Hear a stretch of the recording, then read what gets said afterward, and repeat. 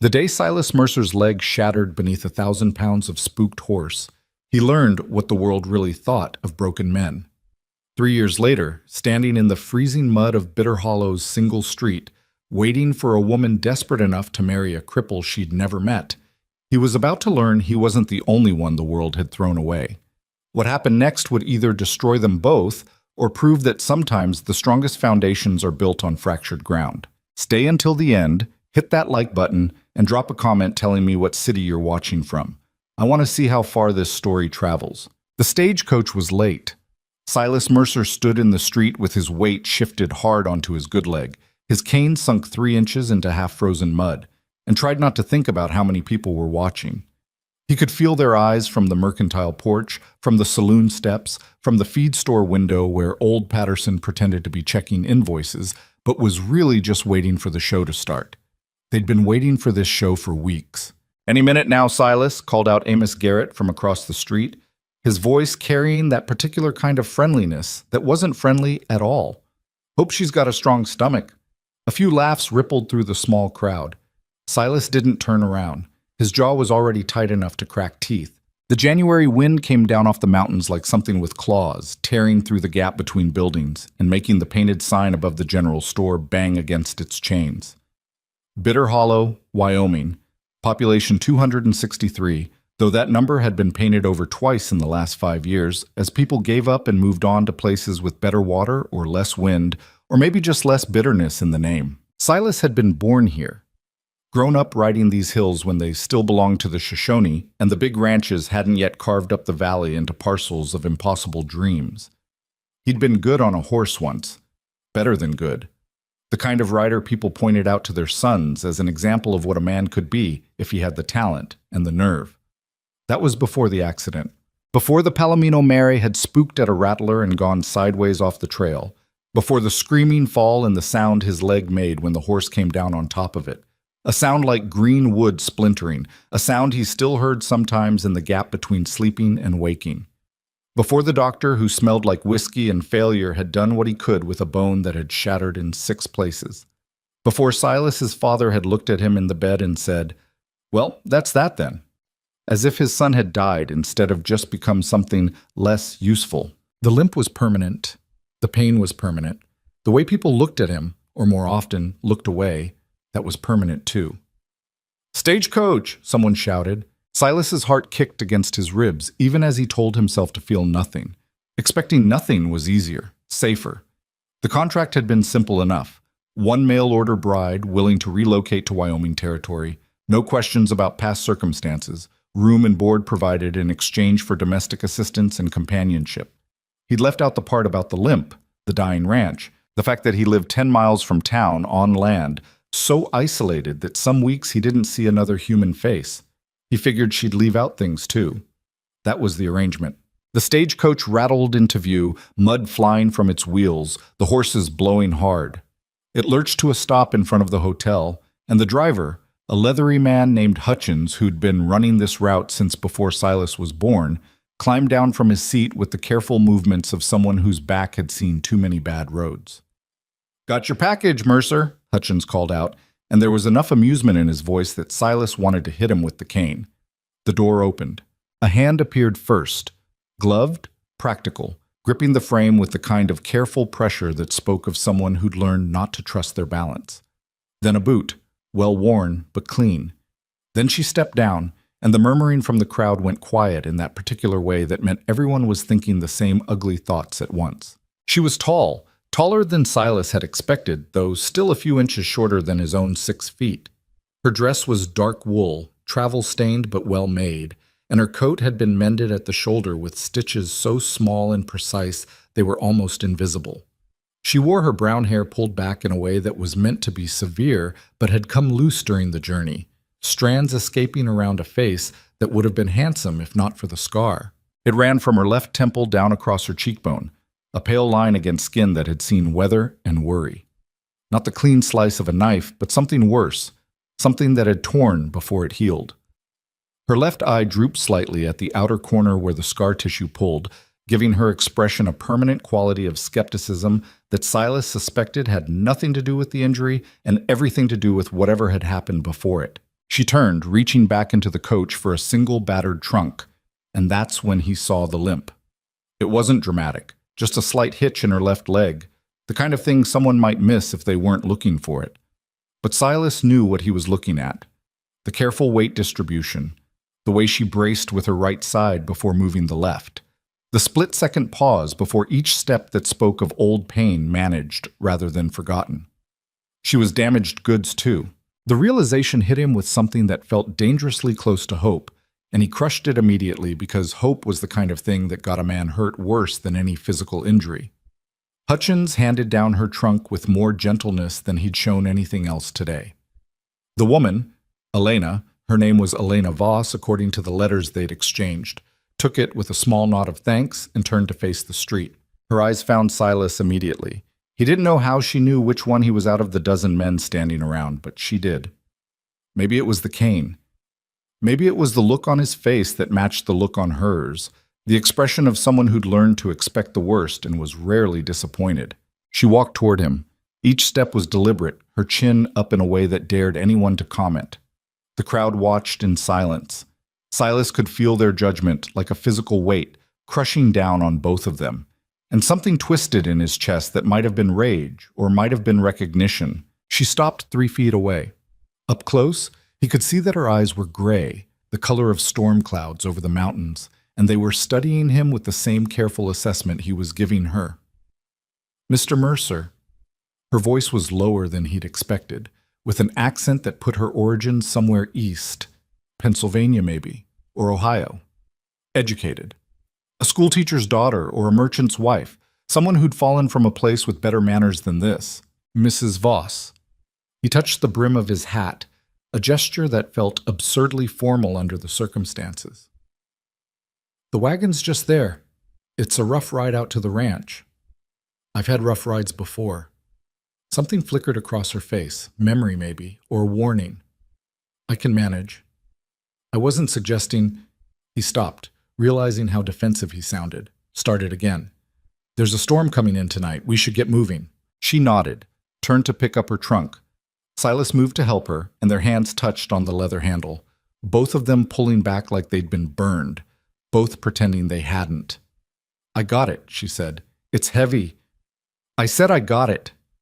They stood there in a brief, stupid standoff until Silas realized that she was testing him, seeing if he'd push, if he'd insist, if he'd use his greater strength to take control of even this small thing. He stepped back. "Wagon's there," he repeated, gesturing with the cane. She lifted the trunk, and he could see it cost her, could see the slight tremor in her arms, and the way she had to pivot on her good leg to get the weight distributed. But she carried it the 20 feet to the wagon and set it in the bed without asking for help. Behind them, someone laughed. Not a kind laugh. "Well, ain't that a matched pair," said a voice Silas recognized as belonging to Curtis Webb, a small man with a smaller mind who worked at the livery. "Cripple and a scar face, like something out of a carnival." Elena's back stiffened. Silas felt his hand tighten on the cane hard enough that the wood creaked. He could turn around. He could confront Webb, who was half his size and all mouth. He could start something that would end with him on his back in the mud because his leg wouldn't hold him through a fight, and everyone knew it. Or he could do what he'd learned to do over the past 3 years, swallow it down, add it to the pile of swallowed things, and keep moving. Elena made the choice for both of them. She turned slowly and looked at Curtis Webb with the kind of steady, unblinking attention that made small men uncomfortable. Didn't say a word.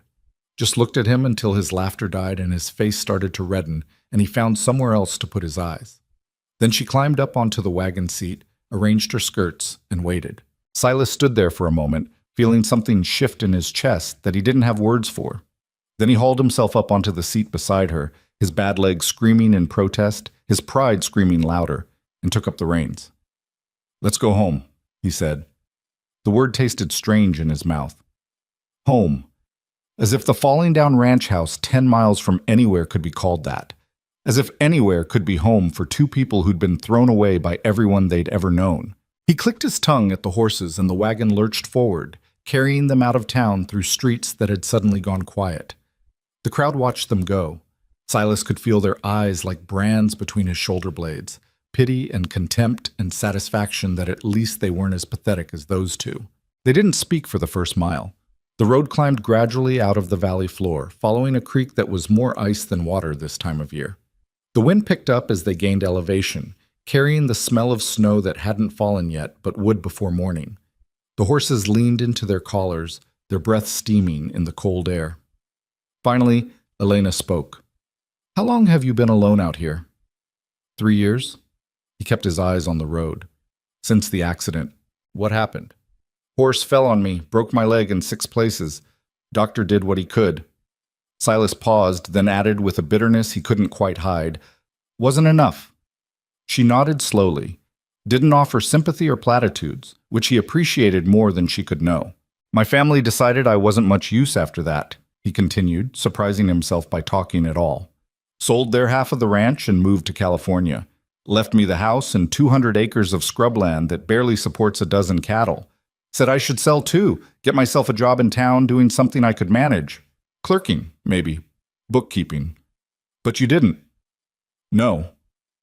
"Why not?" Silas thought about it. Spite, mostly. That got a sound from her that might have been a laugh or might have been agreement. She shifted on the seat, and he saw her wince. Just a flicker, quickly hidden. "Your leg?" he asked. Her jaw tightened. "My business." "Fair enough." He was quiet for another minute, then said, "There's a doctor in town if you need." "I don't need a doctor." Her voice had gone flat. "I need a roof and a place to be that isn't where I was. That's the agreement. That's all the agreement is." Message received. He didn't push. They climbed higher. The valley opened up below them, Bitter Hollow shrinking to a handful of buildings huddled against the wind. Beyond the town, the land rolled away in waves of brown grass and gray stone, broken by stands of pine that looked black against the snow. It was beautiful in a harsh, unforgiving way. The kind of beauty that didn't care if you appreciated it or not. "It's isolated," Silas said, feeling like he should warn her, even though it was too late for warnings. "The nearest neighbor is 8 miles east. In winter, sometimes the road gets snowed in for weeks. We get supplies every month if the weather holds, but otherwise it's just—" He trailed off. Just what? Just silence and wind and the slow, grinding work of trying to keep a dying ranch alive? "It's quiet," he finished lamely. "Good." Elena's voice was soft but certain. "I've had enough of noise." He glanced at her sidelong. She was looking out at the landscape with an expression he couldn't read. Not quite wonder, not quite fear. Something in between. Her gloved hands were folded in her lap, holding each other tightly. "The house isn't much," he continued. 2 rooms. Needs repairs I haven't had the money or the, He gestured vaguely at his leg. "Haven't been able to do. The roof leaks in the back bedroom. Stove works, but it's temperamental. There's a well that's good, at least. Clean water, that's something." It's more than I had. The simplicity of the statement hung between them. Silas wanted to ask what she'd had before, what she was running from, what had put the scar on her face and the limp in her step, and the careful guardedness in every word she spoke. But he'd meant what he'd said about the agreement, room and board, companionship, no questions about past circumstances. They'd both signed that contract knowing what it meant. We are people who cannot afford the luxury of honesty. The road narrowed as it wound through a stand of pines, the branches pressing in close enough to brush the wagon sides. Shadows pooled thick and cold beneath the trees. A magpie called out, harsh and mocking, then went silent. The only sounds were the creak of the wagon, the steady plod of the horses' hooves, and the wind that never really stopped this high in the mountains. "Are you afraid of me?" Elena asked suddenly. Silas almost laughed. "Should I be? I don't know." She turned to look at him fully for the first time since they'd left town. "You sent for a wife. You got something else. A woman with a face that makes children stare and a past she won't discuss. Maybe you're having second thoughts." "Are you?" I asked first. He considered the question seriously. Was he afraid? Of her specifically? No. Of what this arrangement might become, of the ways it could fail, of the possibility that even this desperate grab at something resembling a human connection might blow up in his face the way everything else had. Yes. But that wasn't what she was asking. "I'm not afraid of you," he said. "I'm not sure what I am, but it's not that." She studied him for a moment longer, then nodded and turned back to the road. All right. That's honest enough. I can work with honest. They emerged from the trees onto a high meadow, and there it was, the ranch house, such as it was. A single-story structure of rough-cut logs, weathered silver by wind and sun, with a chimney at one end leaking a thin trail of smoke. The barn next to it sagged badly to the left, its roof patched with mismatched boards. Beyond them, a split-rail fence enclosed a bare paddock where 3 horses and a handful of cattle stood with their backs to the wind. It looked exactly like what it was, a place where someone was barely hanging on. Elena was silent as they approached. Silas tried to see it through her eyes, the isolation, the shabbiness, the clear evidence of work not done and repairs not made. He waited for disappointment or disgust, or the particular kind of pity that was worse than contempt. "The mountains," she said quietly. "You can see them from here." He followed her gaze. North and west, the peaks of the Wind River Range cut into the sky like broken teeth, white with snow even in late January. They were 50 miles away but looked close enough to touch in the clear air. "Yeah," he said, "every morning. I've never lived anywhere with mountains before." Something in her voice had softened just slightly. "In Pennsylvania, everything was—" She paused, searching for words. "Closed in. Trees and hills and houses all pressing together. This is different. It's empty." "Yes." She said it like it was a good thing. "Very empty." Silas pulled the wagon up to the house and set the brake. His leg had gone stiff during the drive, and getting down was going to hurt. He braced himself, started to swing his good leg over, and felt Elena's hand suddenly grip his arm. "Wait," she said. He froze. Her hand on his arm was the first deliberate touch they'd shared, and he could feel the strength in her grip even through his coat sleeve. "Let me get down first," she said. "You'll need to hand me the trunk." It took him a moment to realize what she was doing, giving him an excuse to take his time, to lower himself from the wagon seat without an audience, to not have to pretend his leg wasn't screaming. Small kindness or calculated strategy, he wasn't sure. Maybe both. "All right," he said. She released his arm and climbed down, moving carefully but competently. Once on the ground, she turned back and reached for the trunk. He slid it to the edge of the wagon bed, and together they lowered it down. Then she stepped away, ostensibly to look at the house, giving him privacy to manage his own descent. Silas took a breath and dropped down. His leg buckled when he hit the ground.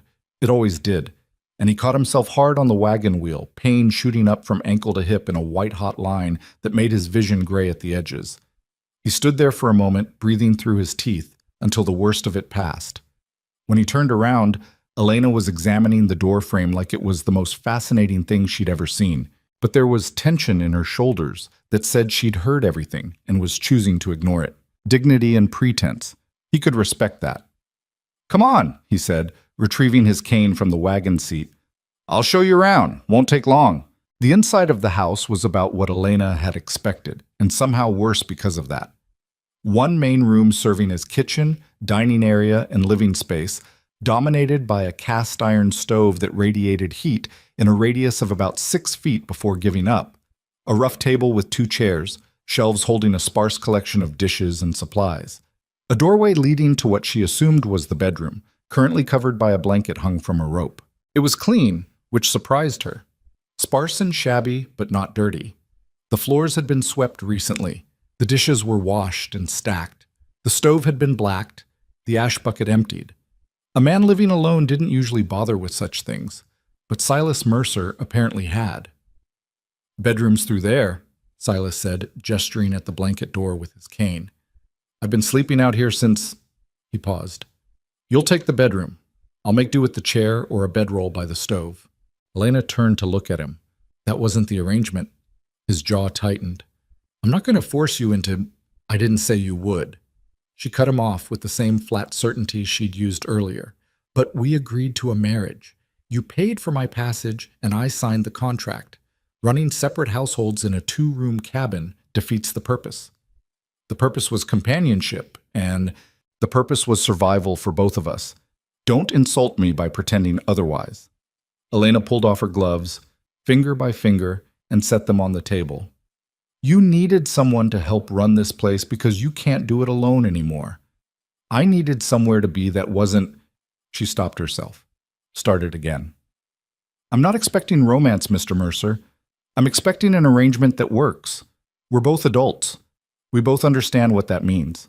Silas stared at her for a long moment. She could see him wrestling with something, pride probably, or some outdated notion of chivalry that had no place in a situation like theirs. Finally, he nodded.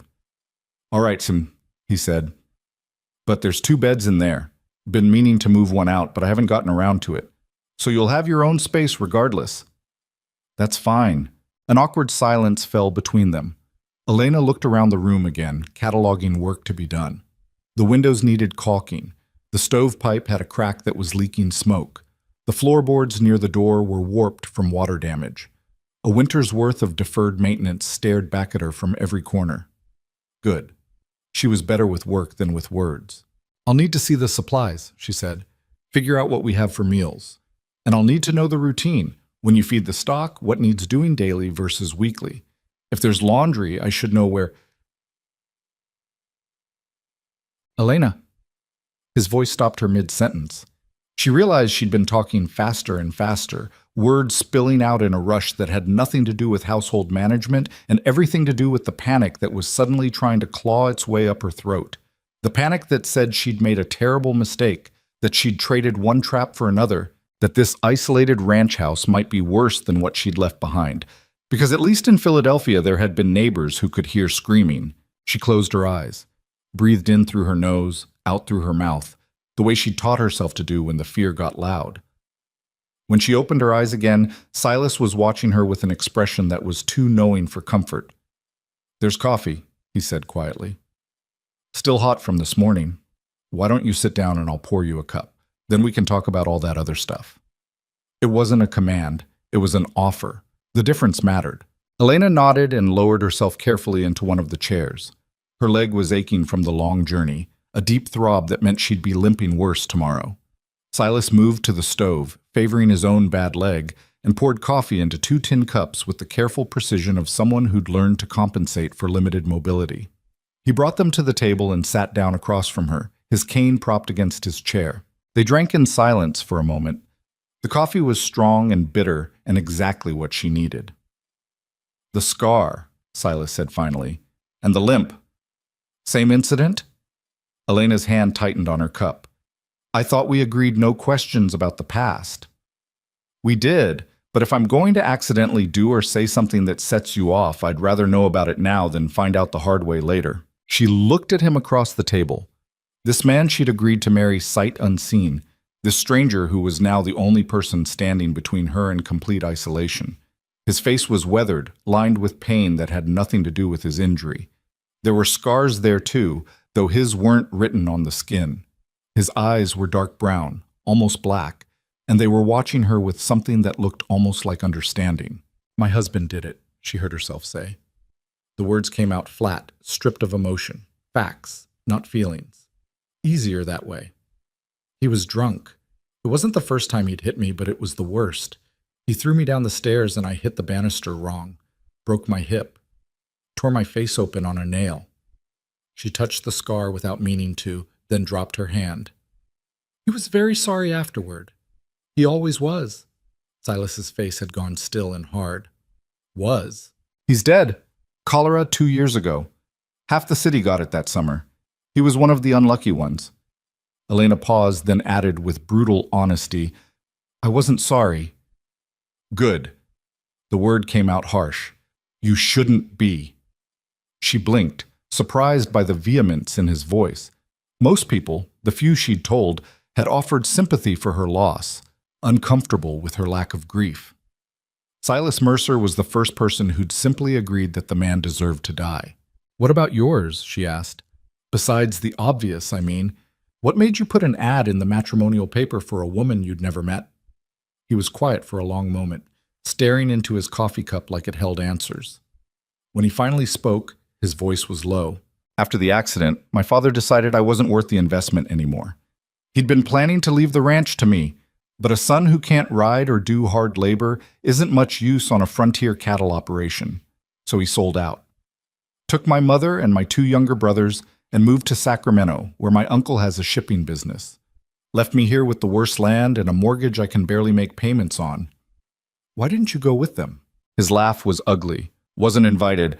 My father made it pretty clear that a cripple would be a burden on the family's prospects. Better to cut losses and start fresh. He took a drink of coffee. My fiancée agreed with him, apparently, broke off our engagement 3 weeks after the accident, married a railroad man 6 months later. I'm sorry. Don't be. She did me a favor, really. Showed me what people are actually made of when things get difficult. He looked up at Elena. That's when I realized, if I was going to survive out here, I needed help. But everyone in town already sees me as half a man, charity case, object of pity. I couldn't stand the thought of hiring on some local woman who'd feel sorry for me, or worse, who'd think she could fix me. His jaw tightened. I don't need fixing. I just need a partner, Elena finished. Someone who understands that survival isn't pretty and doesn't owe you anything except honesty. Yeah, he met her eyes. That. The wind picked up outside, rattling the windows in their frames. The light was already starting to fade, even though it wasn't quite 3 in the afternoon. January days were short this far north, and the storm Silas had mentioned was rolling in faster than expected. Elena could see clouds massing over the mountains, dark and heavy with snow. I should bring in more wood, Silas said, starting to push up from his chair. Storm's coming, and we'll want to keep the fire. I'll get it. Elena was on her feet before he could protest. You've been driving all afternoon. Rest your leg. I don't need you to, I know you don't. She pulled her coat back on and wrapped her scarf around her neck. But I'm getting the wood anyway. You can either tell me where it's stacked, or you can sit there and be stubborn about it. Your choice. A muscle twitched in his jaw. For a moment she thought he was going to argue purely on principle, but then he sighed and gestured toward the back of the house. Around the side, under the eave, there's a canvas covering the stack. Bring in as much as you can carry. We'll need it through the night. Elena nodded and headed for the door. As she stepped out into the wind, she heard him call after her. Elena? She paused, looking back. Thank you. She didn't respond, just pulled the door shut behind her and walked around the side of the house, following the worn path through the snow. The woodpile was exactly where he'd said, protected from the worst of the weather by a crude overhang and covered with a tarp weighted down with rocks. Elena pulled back the canvas and started loading split logs into the crook of her arm, stacking them carefully so they wouldn't slip. Her hip protested the bending and lifting, sending sharp complaints up her spine with each movement. She ignored it. Pain was familiar. Pain was manageable. Pain was better than the alternative, which was sitting inside with a man she barely knew, trying to figure out if she'd made a terrible mistake or possibly the first smart decision of her entire life. The wind gusted hard enough to nearly knock her off balance. She braced against it, logs clutched to her chest, and looked out at the darkening landscape. The mountains were disappearing into cloud. The valley below was filling with shadow. In another hour, it would be full dark, and then the storm would hit in earnest, and she and Silas Mercer would be alone in this house, with nothing but each other for company until spring decided to arrive. The thought should have terrified her. Strangely, it didn't. Maybe she was too tired to be afraid. Maybe she'd used up all her fear back in Philadelphia, in a house where every footstep on the stairs made her flinch, where every slammed door meant she had to calculate escape routes and assess the level of rage in her husband's voice to decide if she had minutes or seconds to get away. Thomas Voss had been a respected man, a merchant with a successful business, a member of the church, well-liked by his peers. No one would have believed what he became behind closed doors after he'd been drinking. No one would have helped her if she'd asked. She'd learned that the hard way. When he died, violent and messy, the cholera taking him in less than 48 hours, the relief had been so intense it felt like violence itself. She'd stood at his grave and felt nothing but gratitude that the ground was between them now. People had whispered about her lack of emotion, about the way she'd sold the house and business barely a month later, taking far less than they were worth just to be rid of them, about how she'd left Philadelphia without a word to anyone. Let them whisper. Their opinions couldn't hurt her anymore. Elena gathered the last few logs and turned back toward the house. Through the window, she could see Silas sitting at the table, his head bowed over something she couldn't make out from this angle. The lamplight caught the silver in his dark hair, made shadows of the lines on his face. He looked tired. He looked lonely. He looked like exactly what he was, a man who'd been discarded and was trying to figure out how to live with it. She knew the feeling. By the time she made her third trip from the woodpile, Full dark had fallen, and the snow had started. Not gently, but in thick driving sheets that turned the world white within minutes. Elena stacked the last load by the stove and shook the snow from her coat and hair, her fingers already going numb despite her gloves. "That's enough," Silas said from where he was now standing by the stove, stirring something in a pot that smelled like beans and salt pork. "We'll be snowed in by morning anyway. Can't do much about that." Elena hung her coat on the peg by the door and moved closer to the stove, holding her hands out to the heat. "Does this happen often?" "Often enough. Last winter I was trapped in here for 3 weeks straight in February. Had to dig tunnels to get to the barn to feed the stock." He ladled stew into 2 bowls and brought them to the table. Learned pretty quick to keep supplies laid in and not count on getting to town more than once a month from December through March. They ate in silence, too hungry and tired for conversation. The stew was simple but hot, and Elena realized she hadn't eaten since early that morning in the stagehouse. The bread Silas put out was a few days old and hard, but she soaked it in the stew and ate it anyway. Outside, the storm built to a howl. The wind screamed around the corners of the house, looking for ways in. Snow hissed against the windows. The temperature inside the cabin was dropping despite the stove's best efforts. Elena could see her breath when she moved away from the direct heat. "We should probably turn in," Silas said, collecting the empty bowls. "Storm like this, we'll want to conserve heat, and you've had a long day." Elena nodded, suddenly exhausted in a way that went beyond physical tiredness. The weight of everything, the journey, the decision, the strangeness of this new life, pressed down on her like a physical thing. She stood and made her way to the bedroom, pulling aside the blanket that served as a door. The room beyond was small and dim, lit only by the lamp Silas had already brought in and set on a crate that served as a bedside table. 2 narrow beds were pushed against opposite walls, each with a thin mattress and a pile of quilts. The walls were bare logs, the floor unfinished planks. It smelled like cold stone and old wood smoke. It was the most welcoming space Elena had seen in years. She sank down onto the nearer bed and started unlacing her boots with fingers that shook from more than just cold. Behind her, she heard Silas enter the room, his uneven footsteps distinctive even on the plank floor. "There's water in the pitcher if you need it," he said quietly. "And extra blankets in the chest at the foot of the bed. It'll get cold tonight, even with the stove going." "Thank you." He hesitated, and she felt the weight of all the things neither of them was saying. This was their wedding night, after a fashion. Under normal circumstances, expectations would be clear. But these weren't normal circumstances, and they weren't normal people. "Elena," he said finally, "I meant what I said earlier. I'm not expecting anything from you that you're not willing to give. We're married on paper, but that's all it has to be if that's what you need. I won't—" He stopped, started again. "You're safe here. From me, at least. I want you to know that." She turned to look at him. He was standing in the doorway, one hand braced on the frame, his face half in shadow. There was something raw in his expression, something vulnerable that she suspected he didn't show often. "I believe you," she said, and realized it was true. He nodded once, then turned away. "Get some sleep. Morning comes early." He pulled the blanket door closed behind him, and Elena was alone. She finished undressing down to her chemise, hung her dress on the peg, and crawled under the pile of quilts. The mattress was lumpy, and the pillow was flat, but it was clean, and it was hers, and no one was going to burst through that door in a rage. Through the thin walls, she could hear Silas moving around in the main room, banking the stove, checking the door, settling himself somewhere to sleep. The familiar sounds of another human being existing in the same space should have made her tense, should have triggered the hypervigilance that had kept her alive for the last years of her marriage. Instead, she felt herself relaxing, her muscles unclenching, her breathing deepening. For the first time in longer than she could remember, Elena Voss fell asleep without fear. Outside, the storm raged on, burying the valley under feet of snow and sealing them away from the rest of the world. Inside, 2 damaged people slept in separate rooms of a house that wasn't quite a home yet, but might be someday. If they could both survive long enough to build it. The storm lasted 3 days. Elena woke that first morning to a silence so complete it felt like the world had ended. No wind, no sound of animals, just the profound quiet of deep snow muffling everything beyond the walls.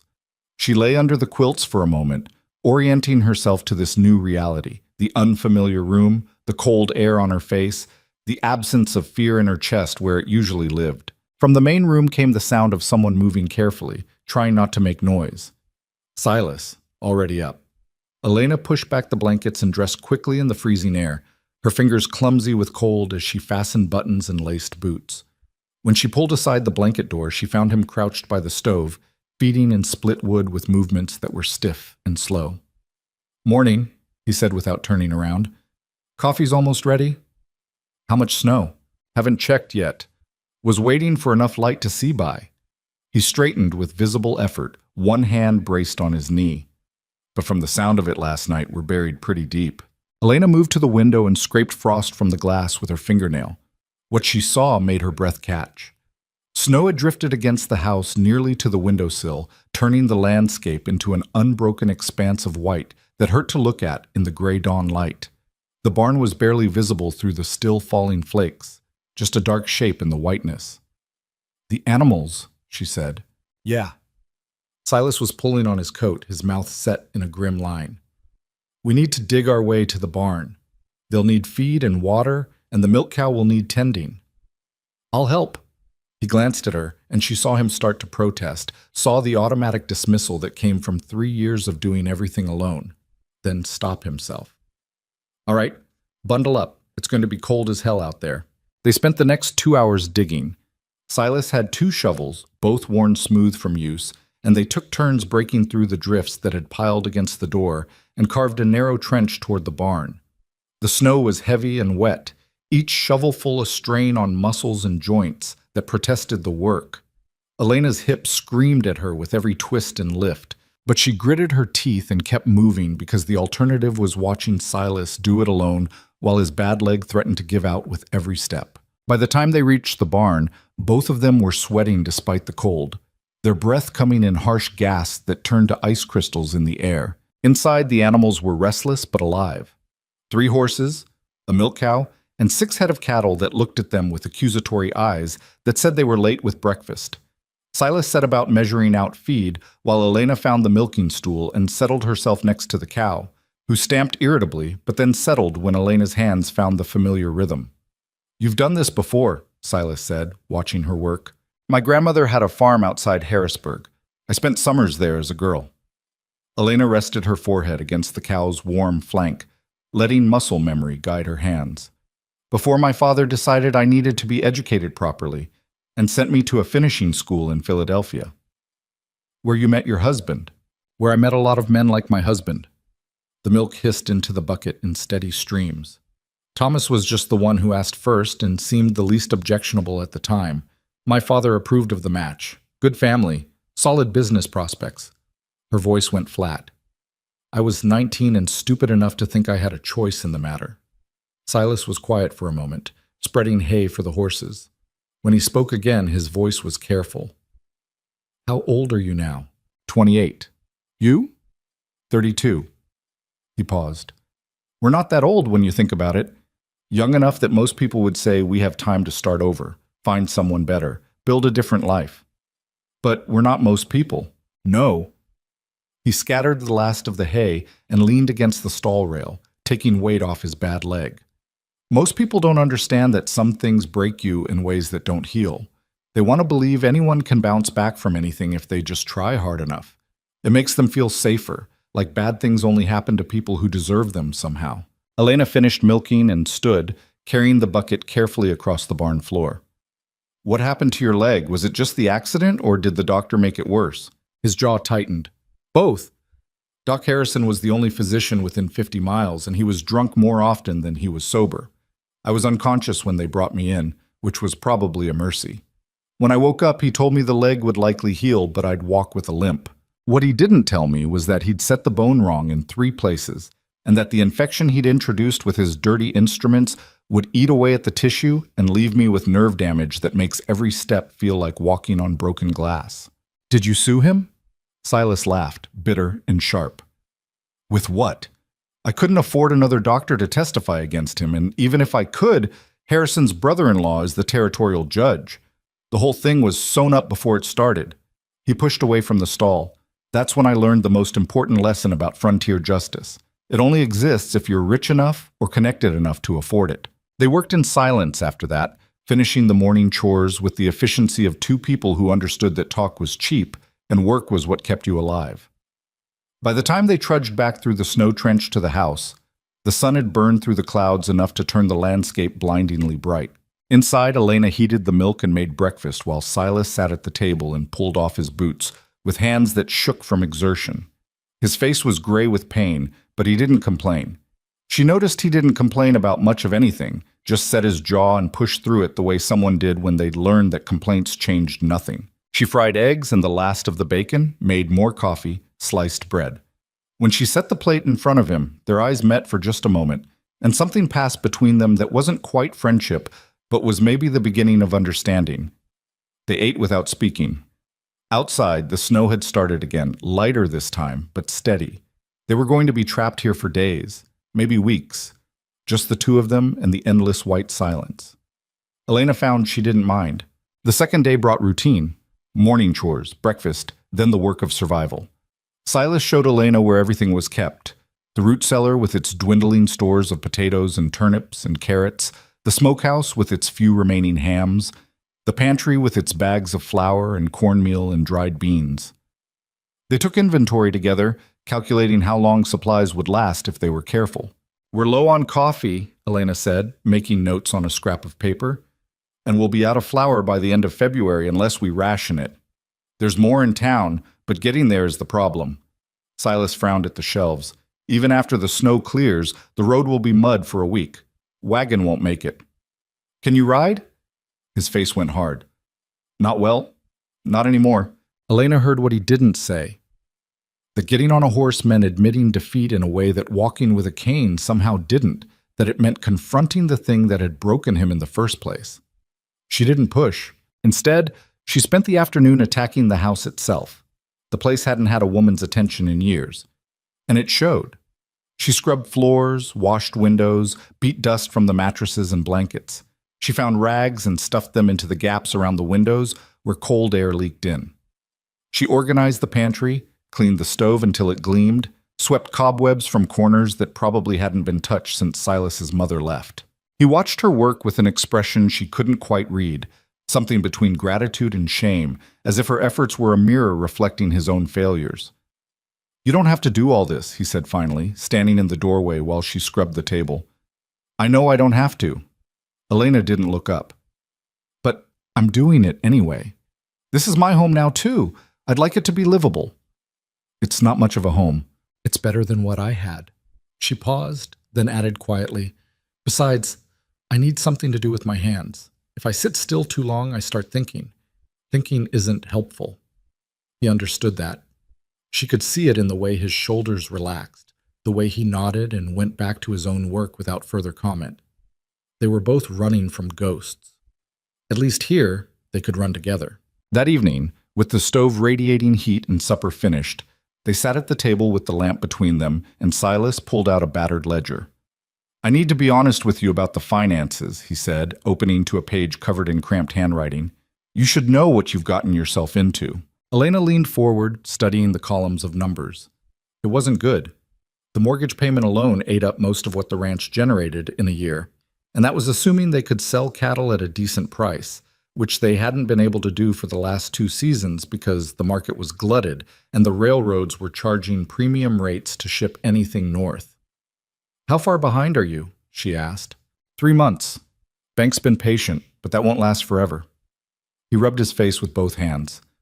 "I keep thinking if I can just hold on until spring, maybe the market will improve. Maybe I can breed the horses and sell the foals. Maybe something will change." "Maybe isn't a plan." "No." He looked at her, and there was something desperate in his eyes that he was trying to hide. "But it's all I've got." Elena studied the ledger in silence, her mind working through possibilities. She'd kept the books for Thomas's business after his bookkeeper quit, so she knew her way around accounts. This wasn't complicated mathematics, it was just brutal arithmetic. They needed money, and they needed it soon, or the bank would foreclose and Silas would lose everything. "What about the cattle?" she asked. "How many head do you have?" 14 now, lost 2 last winter. And they're worth what, $20 a head? In town maybe, but getting them to market when I can barely ride is the problem. Last year, I had to hire Garrett's son to drive them in for me, and he kept half the profit as payment. That's robbery. That's survival. Silas closed the ledger with more force than necessary. Everyone in town knows I'm desperate. They can charge whatever they want because I don't have choices anymore. Elena sat back, thinking. An idea was forming, but it was risky, and she wasn't sure how Silas would take it. Finally, she spoke. What if we didn't sell in town? What if we drove them to the railhead ourselves? He stared at her. That's 40 miles, through mountains, in late winter. Early spring, she corrected. By March, the pass should be clear enough, and 40 miles is only 3 days if we push them hard. Maybe 4. I told you, I can't ride. You can ride well enough to sit a horse for a few hours a day. I've seen men with worse injuries than yours work cattle drives. She leaned forward, pressing her point. And I can ride. I'm not afraid of hard work, and I'm not going to let this place go under because we're too proud or too scared to do what needs doing. Silas was shaking his head before she finished. It's not about pride. It's about the fact that I'm a liability out there. If something goes wrong, if the cattle spook or we run into trouble, I can't move fast enough to be useful. I'll get you hurt trying to compensate for me. Or you'll be exactly as useful as any other person on a cattle drive, because most of the work is just being there and not falling asleep. Elena held his gaze. Listen to me. We can sit here and slowly starve while the bank takes this place piece by piece, or we can take a risk. Those are the only 2 options. There's a third option. I sell out now, take what I can get, and find work somewhere that doesn't require... He gestured angrily at his leg. This. And what about me? The question stopped him cold. Elena pressed her advantage. You think I can just move to town and find work as a domestic with my face looking like this? You think anyone's going to hire a woman with a limp and a scar to clean their house or tend their children? Her voice was hard. I came here because this was the only option I had left. If you sell, I'm right back where I started, alone, broke, and too damaged for anyone to want. So before you make decisions about giving up, remember that it's not just your life you're gambling with anymore. The silence between them was thick and tense. Outside, the wind had picked up again, rattling the windows. The lamp flickered, making shadows dance across Silas's face. You're right, he said finally, and the admission seemed to cost him something. I wasn't thinking about... I'm not used to having to consider someone else. I know. Elena's voice softened slightly.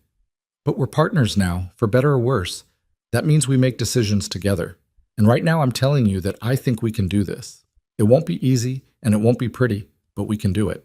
He looked at her for a long moment, and she saw him struggling with something, probably the same pride and fear that had kept him isolated for 3 years, the voice that said he was useless and broken and not worth the effort. Then something shifted in his expression, and he nodded slowly. All right, he said.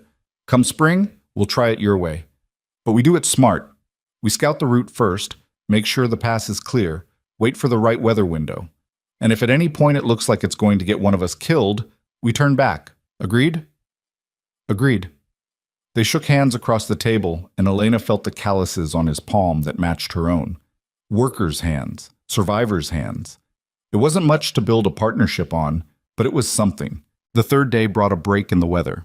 The snow stopped, the sun came out, and the temperature rose just enough that the world stopped feeling quite so hostile. Silas and Elena dug out the trench to the barn again, fed the animals, and then stood in the yard looking at the landscape that had transformed overnight from gray and threatening to brilliant and almost beautiful. Want to check the fence line? Silas asked. See if anything came down in the storm? They walked the perimeter of the property, or at least as much of it as they could reach through the snow. Several sections of fence had collapsed under the weight of ice and drifts. They'd need to be repaired before the cattle could be moved to different pastures in spring. Silas stood staring at the broken rails with his jaw tight, and Elena knew he was calculating the cost. In materials, in time, in physical effort he wasn't sure his body could provide. We'll fix it together, she said, one section at a time. You don't know what you're signing up for. Fence work is brutal. It's cold and your hands bleed and your back screams at you the whole time. Sounds like every other day of my marriage. I'll manage. He gave her a look that was almost a smile. You're tougher than you look. I'd have to be. They walked back to the house as the sun started to sink toward the mountains, painting the snow in shades of pink and gold that would have been pretty if they weren't both too tired and sore to appreciate it. Inside, Elena started supper while Silas collapsed into the chair by the stove with a groan he tried to hide. "How bad is it?" she asked without turning around. "How bad is what?" "Your leg, right now. Don't lie to me." There was a pause. Then, "Bad. Worst it's been in months. Cold makes the nerves act up, and I pushed too hard today." Elena left the stove and went to the bedroom, returning with a jar of something that smelled sharp and medicinal. "My grandmother made this, for her arthritis. It won't fix anything, but it helps with the pain." "What's in it?" "Arnica, wintergreen, a few other things. I don't remember all of it." She set the jar on the table. "You can try it or not. Your choice." He picked up the jar, studying it with that careful suspicion that said he'd been disappointed too many times to trust easy solutions. But then he unscrewed the lid and the smell filled the room, piney and sharp. And something in his expression shifted. "My mother used to make something like this," he said quietly, "before she left." "Then you know it works." That night, after supper was finished and the dishes were washed, Silas disappeared into the bedroom and came back out 20 minutes later walking slightly easier than before. He didn't say anything about it, and Elena didn't either. Some kindnesses were better unspoken. They settled into chairs on opposite sides of the stove. The lamp turned low to save oil, and sat in comfortable silence while the fire crackled and the house creaked around them. It was the first time since Elena had arrived that they'd simply existed together without work or conversation or the awkward dance of figuring out boundaries. "Can I ask you something?" Silas said finally. She looked up from the sock she was darning. "All right. Why did you answer my advertisement? There must have been others, men with money, men without—" He gestured vaguely at himself. "Without all this baggage." Elena set down her mending and thought about how to answer honestly. There were other advertisements. Quite a few. Most of them wanted someone young and pretty and willing to bear children immediately. Several specifically said they wouldn't accept anyone with disfigurement or disability. Her mouth twisted. "Yours was different. You said you needed a partner, not a decoration. Someone who understood that survival mattered more than sentiment. I appreciated the honesty. Even though I didn't mention the leg or the ranch or how desperate I actually was. Even though," she paused, "I figured if a man was willing to advertise for a mail-order bride, he was either desperate, damaged, or both. At least you were honest about the loneliness. Most of them tried to make it sound like an adventure, like I'd be doing them some kind of favor by agreeing to marry a stranger and move to the middle of nowhere. Your letter just said, 'This is hard and it's lonely and I need help.' That felt true." It was true. He stared into the fire. "It's true. This place is killing me slowly. Not the work. I can handle work, even with the leg. But the isolation. The knowing that everyone in town sees me as broken and pathetic. The way my own father couldn't wait to be rid of me." His voice dropped. "I was starting to think maybe they were right. Maybe I should just give up, sell out, find some corner to die in quietly, where I wouldn't be such an embarrassment. And now?" He looked at her then, really looked at her, and something passed between them that was too complicated to name. "Now I have a reason to keep trying, even if it's just spite. Even if it's just to prove to everyone that the crippled rancher and the scarred widow could make something work when everyone said they couldn't." Elena felt something warm uncurl in her chest, something dangerously close to hope. She crushed it down immediately because hope had always been a liar before, but the warmth remained. "Spite is underrated," she said. "It's kept me alive more than once." "To spite, then." Silas raised an imaginary glass. "To spite," Elena agreed and smiled for the first time since arriving in Wyoming. By the 5th day, the snow had melted enough that they could move around the property without digging trenches first. Silas showed Elena the full extent of the ranch, the pastures, the water sources, the timber line where they could cut firewood, the high meadow where the grass grew thick in summer. It wasn't much land by frontier standards, just 200 acres carved out of the valley, but it was theirs. They were checking the cattle in the lower pasture when they heard the sound of horses approaching. Both of them tensed immediately. Visitors were rare, and surprise visitors were usually bad news. 3 riders came into view through the trees, moving at an easy pace that said they weren't worried about being welcome. Elena recognized 2 of them from the crowd in town. Amos Garrett and Curtis Webb. The third was a younger man she didn't know, but who had the same mean, small-minded look in his eyes. "Well, well," Garrett called out as they reined in. "Look at this, boys! The happy couple out for a stroll." Silas's hand tightened on his cane. "What do you want, Amos?" "Can a neighbor come calling? Thought we'd check on you after that storm. Make sure you two hadn't frozen to death out here." His smile was all teeth and no warmth. "Though I suppose you've been keeping each other warm." The insinuation was clear and disgusting. Elena felt her face flush, not with embarrassment, but with rage. "We're fine," Silas said, his voice flat. "Thanks for your concern. You can leave now." Now that's not very hospitable. Webb leaned forward in his saddle, studying Elena like she was livestock at auction. "We haven't even met the new Mrs. Mercer properly. Heard you got yourself quite the bargain, Silas. Figured any woman desperate enough to marry you must be something special."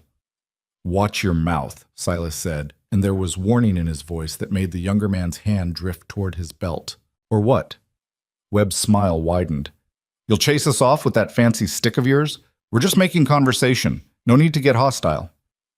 Elena stepped forward before Silas could respond, putting herself slightly between him and the riders. It was instinctive. Protect the vulnerable point. Draw attention to yourself. Control the situation before it exploded. She'd learned those tactics surviving Thomas. "Gentlemen," she said, and her voice carried the same cold authority she'd used to deflect her husband's rage. "My husband asked you to leave. If you have business here, state it. If not, you're trespassing." Garrett's smile faltered. There was something in Elena's bearing that didn't match the scarred face or the shabby dress, something that spoke of breeding and education and the kind of confidence that came from surviving worse than 3 small men on horses.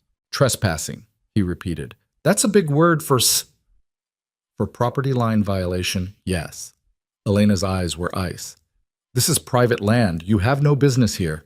Leave now, or I'll report you to the territorial marshal next time we're in town." "The marshal?" Webb laughed. "Lady, the marshal doesn't care about harassment, about threatening behavior, about 3 men cornering a married couple on their own property." Elena's voice never rose, but it cut like a blade.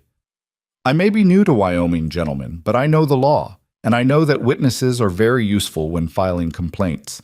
My husband and I are both witnesses. Are you willing to test whether the marshal takes our word over yours? It was a bluff. The marshal probably wouldn't care, and even if he did, the word of a crippled rancher and a mail-order bride wouldn't carry much weight against established townsmen. But Elena delivered it with such absolute certainty that for a moment, doubt flickered across the men's faces. Silas caught on immediately.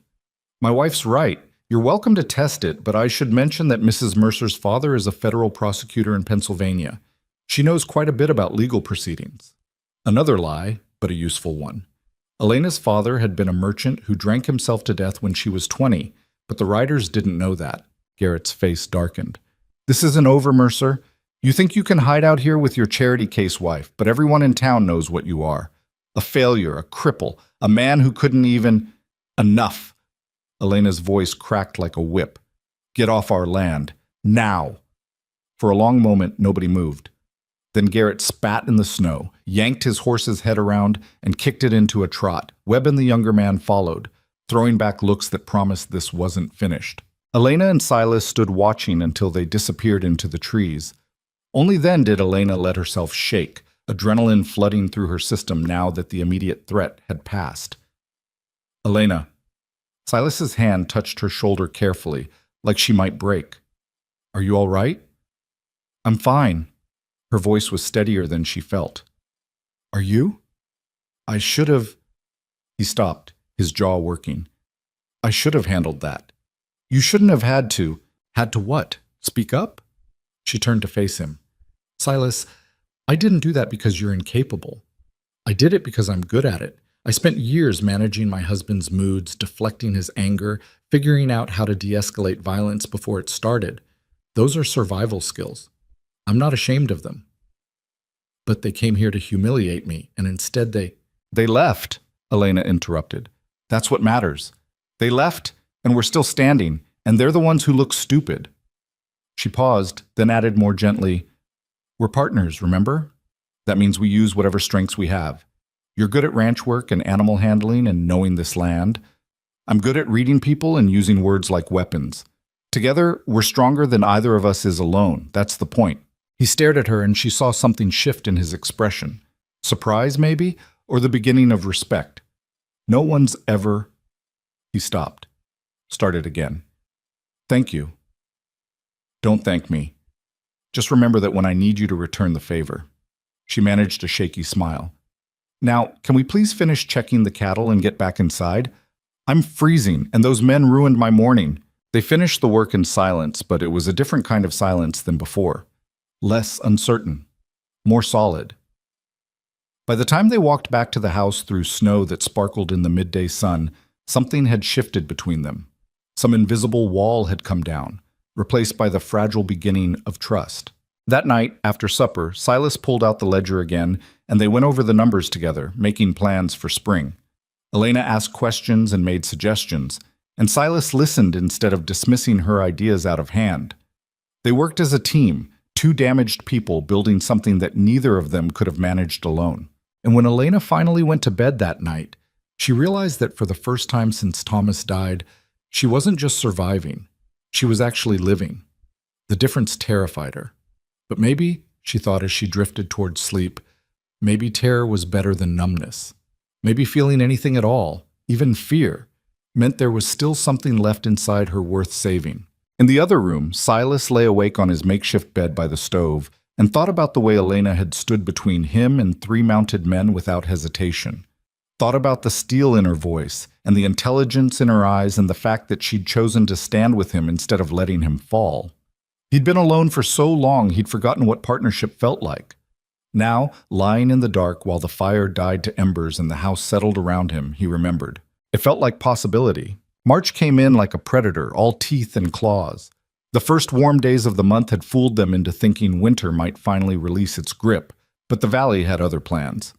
The blizzard hit on a Tuesday afternoon when Silas was in the barn and Elena was hanging laundry that would never dry. She saw the wall of white coming down from the mountains and ran for the house, her hips screaming protest with every jarring step.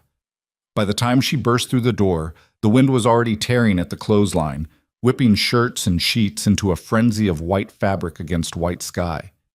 "Silas!" she shouted toward the barn, but the wind swallowed her voice. She grabbed her coat and fought her way back outside, leaning into wind that tried to shove her backward.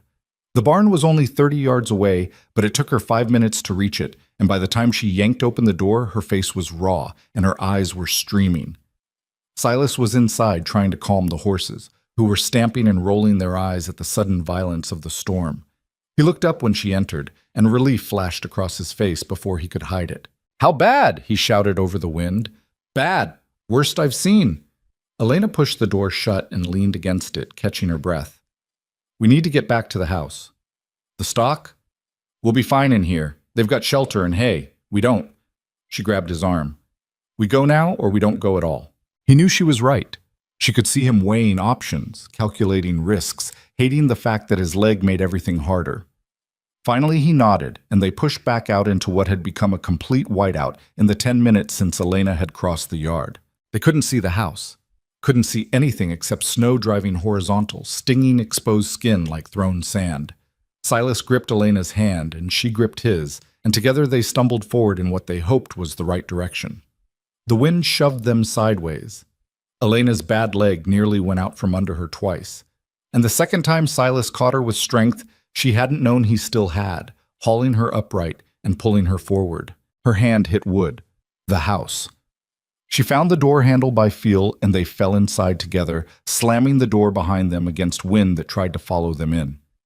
They stood in the sudden relative quiet, gasping and dripping melted snow, neither speaking for a long moment. Then Silas started to laugh.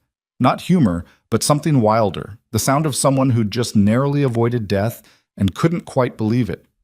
30 yards, he said. We almost died walking 30 goddamn yards. Elena sank into a chair, her legs shaking. How long will this last? Could be hours. Could be days. He moved to the window and scraped away frost, peering out at nothing. We can't check on the animals, can't do anything except wait it out. She heard what he didn't say, that if the storm lasted too long, the cattle might freeze in the open pasture, that the horses might panic and hurt themselves, that they could lose everything they'd been working toward in a single night of bad weather and worse luck. "Then we wait," she said. By nightfall, the temperature inside the house had dropped despite the stove burning hot enough to make the metal tick and groan. They pushed both beds into the main room, dragging them as close to the heat source as they dared, and piled every blanket they owned on top of them. The wind screamed around the corners of the house like something alive and furious. Snow found every gap, every crack, sifting in through spaces they thought were sealed and forming small drifts along the baseboards. Elena made supper from what they had: beans and the last of the salt pork, coffee that was more grounds than water because they were rationing. They ate in silence, both too tired and cold to bother with conversation. When the dishes were washed and put away, there was nothing left to do except huddle near the stove and try to stay warm. "Tell me something," Silas said suddenly. He was sitting on the floor with his back against his bed, his bad leg stretched out straight because bending it for too long made the pain worse. "Something from before. Something that doesn't hurt to remember." Elena pulled her blanket tighter around her shoulders. She'd been avoiding the past for so long that reaching back for good memories felt like trying to find solid ground in a swamp. "My grandmother's farm," she said finally. "Summer afternoons when the work was done, and she'd let me take the old mare out to the creek. I'd sit in the shallows with my feet in the water and read whatever books I'd borrowed from the library in town. Terrible novels, mostly. The kind where everyone was beautiful and noble and problems were solved by true love or sudden inheritances." "Sounds nice." It was. It was the last time I remember being happy without reservation, without waiting for something bad to happen. She paused. "I was 14.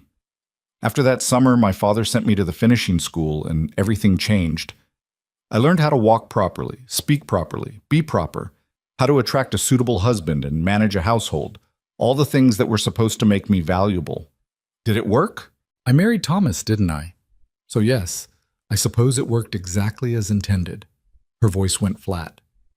"I became exactly what I was supposed to become, and it nearly killed me." Silas was quiet for a moment. Then, "What was the first time he hit you?" Elena flinched. No one had ever asked her that directly. Most people danced around it or pretended it hadn't happened at all. 3 months after we married, he came home drunk and I'd made roast chicken for dinner, but it was cold by the time he arrived. He said I'd done it deliberately to embarrass him, that I was trying to make him look bad in front of—" She stopped. "No one was there. That's what made it so frightening. He was arguing with people who didn't exist. But when I tried to tell him that, he backhanded me across the face hard enough that I saw stars. Did you try to leave?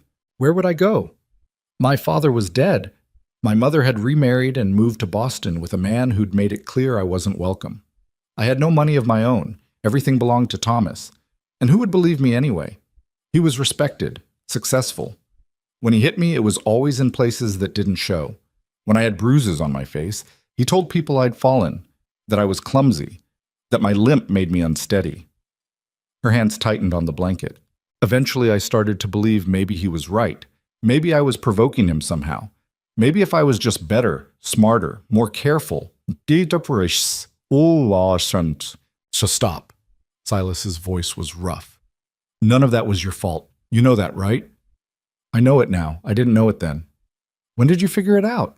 Elena thought back to that moment of clarity, the exact second when something inside her had shifted from self-blame to cold rage. "The night he pushed me down the stairs. I was lying there at the bottom with my hips screaming and blood running down my face from where I'd hit the nail, and he was standing at the top crying and apologizing, saying he loved me, saying he didn't mean it, saying it would never happen again. And I looked up at him and thought, he's going to kill me. Maybe not today, but eventually. And if I stay, I'm choosing that ending." "But you couldn't leave." "No, not then. I had 3 broken bones and no money and nowhere to go. So I stayed and I healed and I waited, and when the cholera came, I prayed." She caught herself. "Not to anything in particular, just to the universe, to fate, to whatever force decides who lives and who dies. I prayed that if there was any justice anywhere, it would take him and leave me. And it did. It did." Elena's voice was barely a whisper. 2 days of fever and convulsions, and then he was dead. The minister said it was a tragedy, that he'd been taken too soon, that his wife must be devastated. and I stood at the grave and felt nothing except relief so profound it was like being reborn. The wind howled louder, rattling the windows. The stove ticked. Silas reached over and added more wood, the firelight painting shadows across his face. "I'm glad he's dead," he said quietly. "I know that's a terrible thing to say, but I'm glad. And I'm glad you survived." Something broke loose in Elena's chest, some tight knot she'd been carrying for years. No one had ever said that to her before. No one had ever validated her relief, her anger, her right to be happy that her tormentor was gone. "Thank you," she managed. They sat in silence after that, listening to the storm rage. Eventually, Elena dozed, her head tipping forward onto her chest. She woke to Silas's hand on her shoulder, gentle but insistent. "Elena, you need to get under the blankets. It's too cold to sleep sitting up." She nodded groggily and crawled into the nest of quilts on her bed. Silas did the same on his, and they lay there in the firelight, both facing the stove, the space between their beds less than 3 feet. "Silas?" Elena's voice was heavy with sleep. "Yeah?" "What about you? What's something you remember that doesn't hurt?" He was quiet for so long she thought he'd fallen asleep. Then, before the accident, before everything went wrong, there was this one morning, early summer, sun just coming up, and I took the Palomino out to check the high pasture. The grass was green, the sky was clear, and I could see all the way to the Wind River peaks. The mare was perfect under me, responding to every shift of my weight like we were one creature. And I remember thinking, this is it. This is exactly where I'm supposed to be. "Do you ever wish you could go back?" "Every single day." His voice cracked slightly. "But even if I could, it wouldn't be the same. The accident didn't just break my leg. It broke whatever version of me existed before. That Silas Mercer died on that trail. I'm what's left." "You're not less than you were," Elena said fiercely. "You're different. That's not the same thing." "Tell that to my father. Tell that to everyone in Bitter Hollow who looks at me like I'm already a ghost. They're idiots who can't see past their own limitations. You're still here. You're still fighting. That counts for something." "Does it?" "Yes." She rolled over to face him, though in the dim light she could barely make out his silhouette. "It counts for everything, because giving up would be easy. Staying is the hard part. And you stayed. So did you. So did I," she agreed. "Maybe that makes us both stubborn. Or maybe it just makes us survivors." "Survivors," Silas repeated, testing the word. "I like that better than victims." "Me too." The storm intensified during the night, temperatures plummeting so low that frost formed on the inside of the windows, and their breath came out in visible clouds even 3 feet from the stove. Elena woke shivering violently around what might have been 2 in the morning, her teeth chattering so hard her jaw ached. Across the narrow gap, she heard Silas moving. "Elena, you all right?" "Cold," she managed through chattering teeth. She heard him swear quietly, then the sound of blankets being moved. "We need to share heat. This is survival, I'm not trying to—" "I know."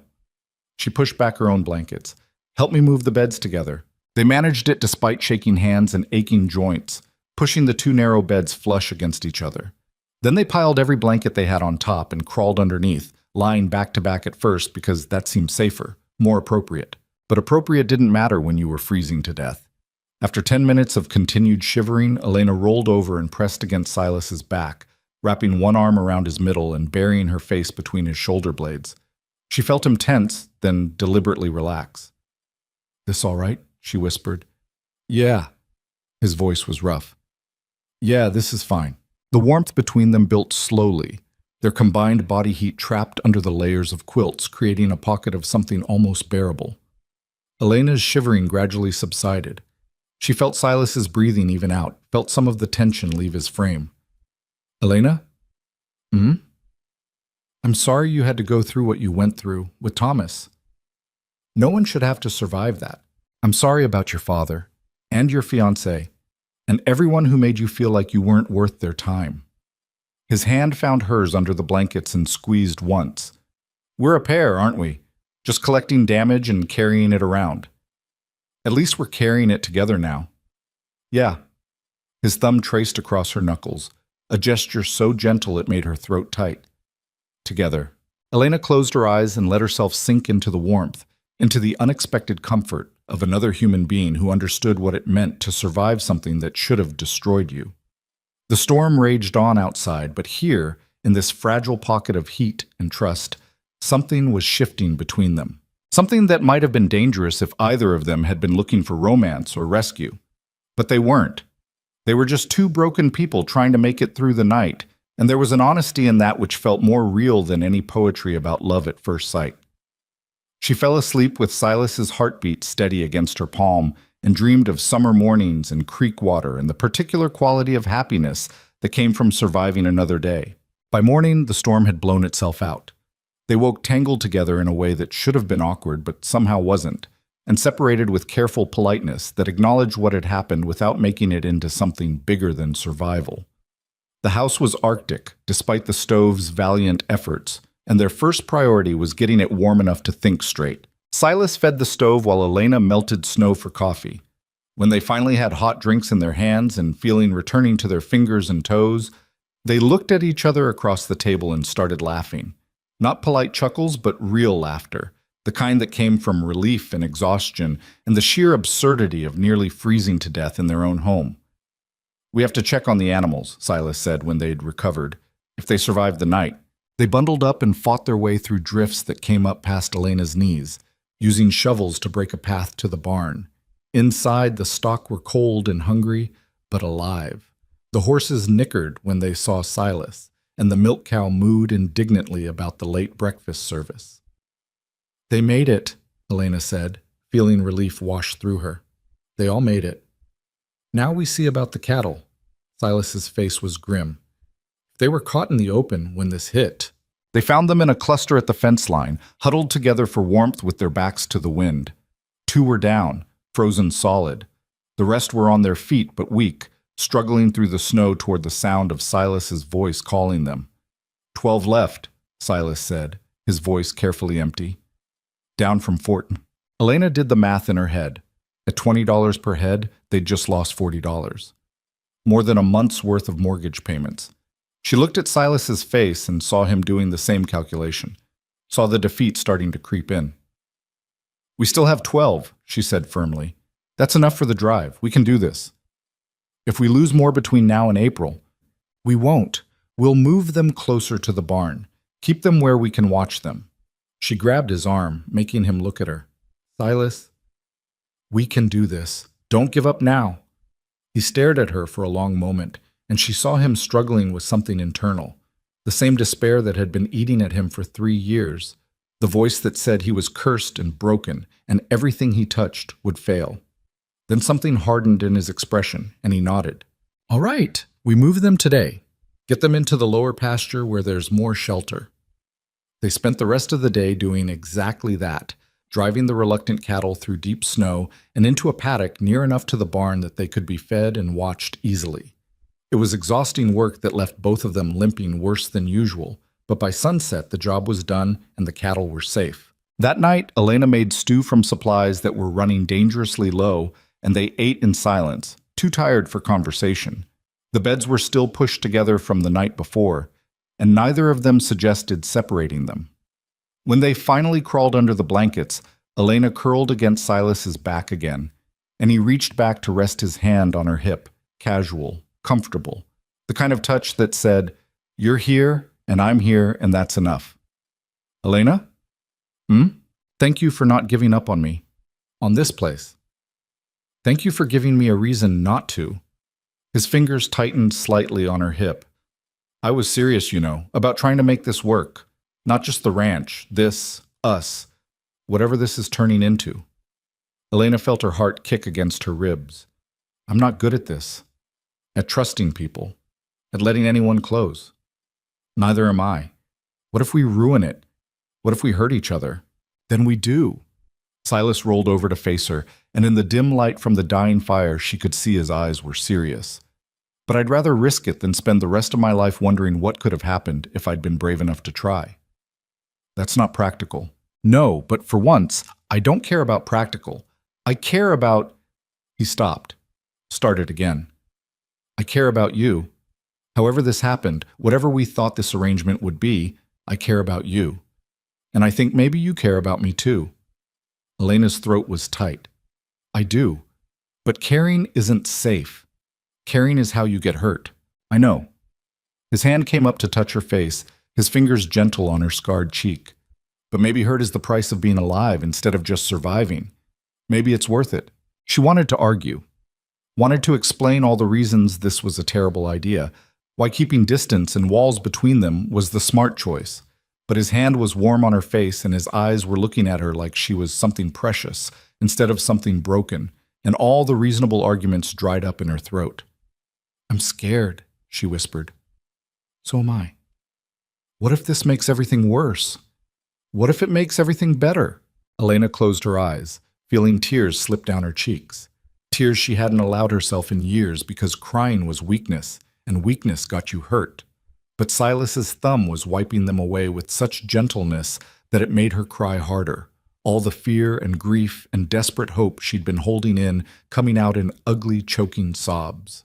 He pulled her close and held her while she fell apart, his hand steady on her back, his voice murmuring meaningless comfort into her hair. And when she finally cried herself out and lay exhausted against his chest, he didn't let go, just held her in the darkness while the fire died to embers and the house creaked around them. We'll figure it out, he said quietly.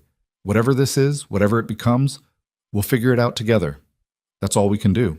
Elena nodded against his chest, too wrung out to speak. But her hand found his in the darkness and held on tight, and Silas held back just as fiercely. Outside, the stars came out over a landscape scrubbed clean by the storm. The mountains stood silent and eternal against the night sky. And in the small house at the edge of nowhere, two damaged people held each other and chose to believe, just for tonight, that survival might be enough to build something worth keeping. The morning after their confession brought no dramatic transformation, no sudden shift into something easier. They woke tangled together and separated with the same careful politeness as before, though Silas's hand lingered on Elena's shoulder a moment longer than necessary, and she let it. The work still needed doing, the cattle still needed feeding, the fence line still sagged under the weight of winter damage. But something had changed in the space between them, something that made the isolation feel less like punishment and more like sanctuary. April came slowly, the snow melting in patches that turned the valley into a patchwork of mud and slush and stubborn white. They worked side by side repairing fence, Elena holding posts steady while Silas hammered, both of them learning to compensate for the other's limitations without making it obvious. When Silas's leg gave out halfway through stringing wire, Elena simply took over the task while he sat on a stump and directed. When Elena's hip locked up after too many hours of bending and lifting, Silas finished the work and said nothing about it. They were becoming a unit, learning each other's rhythms the way draft horses learn to pull together. It wasn't romantic in any traditional sense. They were too tired and sore most nights for anything beyond collapsing into bed. But there was an intimacy in it that ran deeper than desire. They knew each other's pain thresholds, knew when to push and when to back off, knew the difference between stubborn pride and genuine inability. We should start planning the drive, Silas said one evening in mid-April, the ledger open between them on the table. Weather's holding. Another 2 weeks and the pass should be clear enough. Elena studied the rough map he'd sketched, tracing the route with one finger. 40 miles in 3 days means we're covering 14 miles a day. Can the cattle handle that pace? If we start early and don't push them too hard during the heat of the day, the trick is finding good places to bed them down at night where they won't scatter. He tapped the map. There's a meadow here, about 15 miles out. Good water, natural enclosure. That's our first night. Second night, we camp near the timberline. There's a box canyon that'll hold them. Third day, we push straight through to the railhead. And if something goes wrong, then we adapt. He looked at her steadily. I won't lie to you, Elena. This is risky. Weather could turn. The cattle could spook. One of us could get hurt. But staying here and slowly going broke is guaranteed failure. At least this way, we're taking action. She nodded slowly, thinking through contingencies. We'll need supplies, food for 3 days, medical kit, extra rope, and we should scout the first stretch of the route before we commit. Agreed, we can ride out tomorrow, check the condition of the trail. He paused, then added quietly, I'll need to get back on a horse for real. Not just around the property, and that means you'll see how bad it is, how much I struggle with it. Silas. Elena reached across the table and took his hand. I've seen you struggle with stairs. I've seen you fall in the snow. I've watched you push through pain that would put most men flat on their backs. Whatever happens with the horse, it's not going to change how I see you. How do you see me? As someone who doesn't quit. She squeezed his hand once and let go. Now finish your coffee and let's get some sleep. Tomorrow's going to be a long day. They rode out at dawn, Silas on the steadiest of the three horses, and Elena on a gray mare that had a gentle gait. Watching Silas mount was difficult. It took him 3 tries and left him white-faced and sweating. But once he was in the saddle, some of the tension left his shoulders. His leg hung at an awkward angle, and Elena could see him favoring it, but he sat straight and handled the reins with competence. You're better than you think, she said as they started up the trail. I'm worse than I was. That's all I can see. Then you're looking at the wrong thing. Stop comparing yourself to who you were and start looking at who you are now. He gave her a look that was half annoyance, half reluctant amusement. When did you get so wise? I'm not wise. I just know what it's like to hate yourself for not being what you used to be. Elena urged her mare forward. Took me 2 years to stop feeling like a failure every time my hip gave out. Sometimes I still do. But mostly I've learned that survival is its own kind of success. They followed the trail up through pine forest that smelled of sap and damp earth, the horses picking their way carefully over rocks and deadfall. The route was rougher than Elena had expected, with steep sections that would be challenging for cattle, but nothing impossible. After 3 hours, they emerged onto a high meadow, exactly where Silas had marked it on his map. This is it, he said, dismounting with barely concealed relief. First night's camp. Elena slid down from her mare and walked the perimeter of the meadow. It was perfect. About 5 acres of flat ground with good grass coming in, a creek running along one edge, and natural barriers of rock and timber on 3 sides. Only one way in or out, which meant the cattle couldn't scatter easily. It'll work, she said. What about water for the second night? Small lake about a mile off the main trail. We'll have to detour, but it's worth it. Better than trying to camp where there's no water at all. They ate lunch sitting on sun-warmed rocks while the horses grazed, sharing bread and cheese and dried apples that were mostly wrinkled but still edible. The valley spread out below them, Bitter Hollow a smudge of buildings in the distance. Their own ranch invisible from this height, but they're somewhere in the folds of land. It's beautiful up here, Elena said. Lonely, but beautiful. That's Wyoming, beautiful and harsh, and it doesn't give a damn if you make it or not. Silas took a drink from his canteen. Sometimes I think that's why I stayed. Everything else in my life fell apart, but the land was still here. Still the same as it was when I was a kid. That felt important somehow. Do you still love it, or do you just love what it used to mean to you? He thought about that for a long moment. Both, maybe. Or neither. Mostly I just couldn't stand the thought of letting my father be right about me, of proving that I really was useless without the ranch. He looked at her. What about you? Do you think you'll stay here after whatever happens with us? Where else would I go? Elena pulled her knees up to her chest. Pennsylvania is where Thomas is buried and where everyone remembers me as his wife. I have no family left that wants me. No money except what I earn here. And honestly, I don't want to go back to cities and crowds and people who think they know better than you what your life should look like. So you're staying out of lack of options? No. She turned to look at him directly. I'm staying because for the first time in my adult life, I'm building something that's mine. Not my father's, not my husband's. Mine. Ours, if we're being accurate. And I'm not walking away from that unless you force me to. Silas's expression softened. I'm not going to force you anywhere. You know that. I do now. She smiled slightly. 2 months ago, I wasn't sure. You could have been another Thomas, just better at hiding it. But you're not. You get angry and frustrated, and sometimes you're stubborn as hell, but you've never once tried to control me or make me small. That's worth more than you probably realize. Elena. He stopped, seeming to struggle with words. I'm not good at this, at saying what I feel, but you should know that you matter. To me. This place matters more because you're in it, and if this cattle drive succeeds, it's going to be because of you as much as me. She felt warmth spread through her chest, something dangerous and precious that she'd been trying not to name. We matter to each other. That's the point. We're a team now. Best damn team in Wyoming, Silas said, and the grin that crossed his face made him look younger, less burdened. Even if we're also the most broken. They rode back to the ranch as the sun started its descent, both of them more confident about the upcoming drive and more uncertain about everything else. That night, lying in bed with Silas's arm around her and her head on his shoulder, Elena realized she'd stopped thinking of this as temporary. Somewhere along the line, the arrangement had become something real. The thought should have terrified her. Instead, it felt like coming home. The next 2 weeks were a blur of preparation.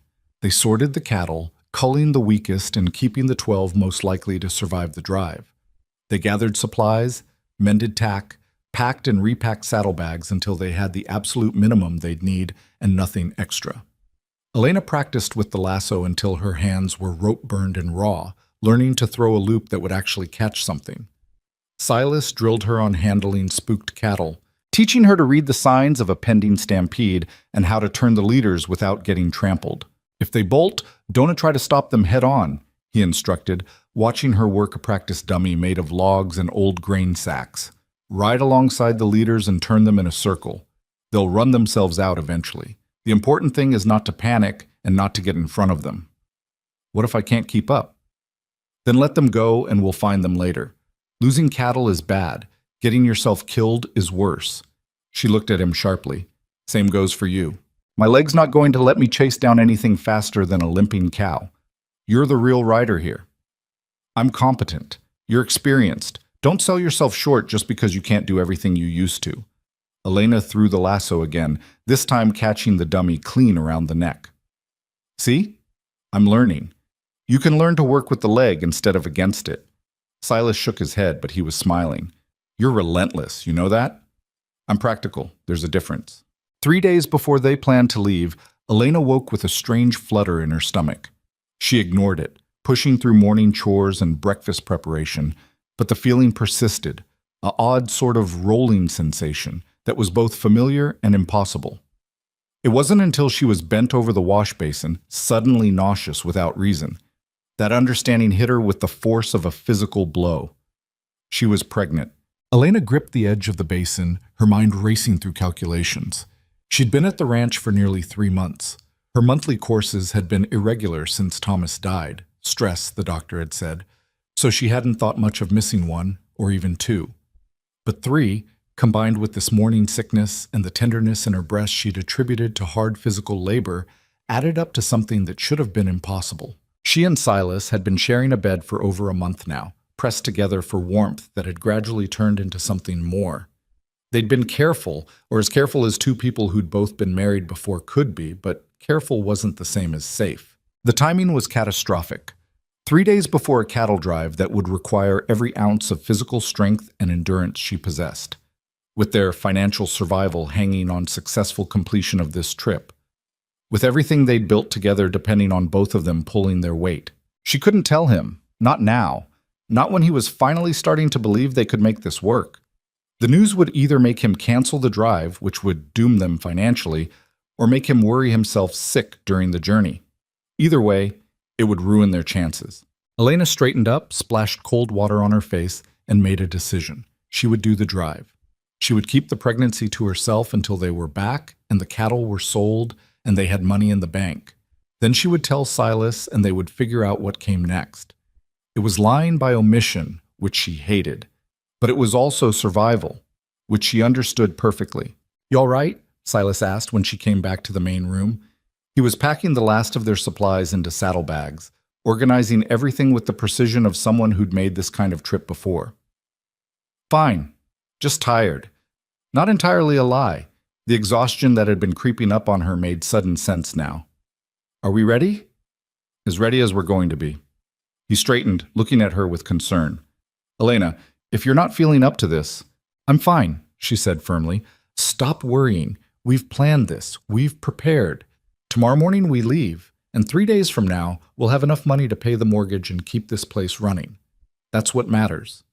He studied her for a moment longer, then nodded. "All right, but if at any point during the drive you need to stop, you tell me. Pride isn't worth getting hurt over." "Same goes for you." "Deal." That night, lying in Silas's arms, Elena felt guilt twist in her stomach, alongside the child that was growing there. She was keeping a secret that affected both of them, making a unilateral decision about their future in the same way Thomas had made decisions for her. The parallel made her sick.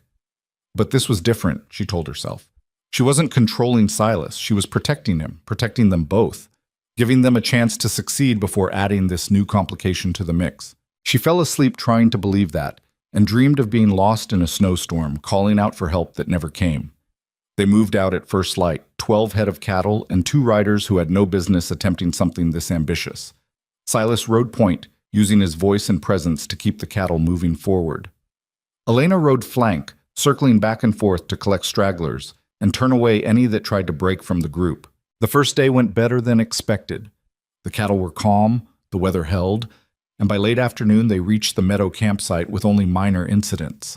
They bedded down the herd, made a simple camp, and ate beans heated over a fire that seemed to smoke more than it burned. "Not bad for amateurs," Silas said, stretching out his bad leg toward the fire with a grimace. "We might actually pull this off." Elena didn't answer. She was fighting waves of nausea that the smell of the beans had triggered, trying to keep her face neutral and her stomach under control.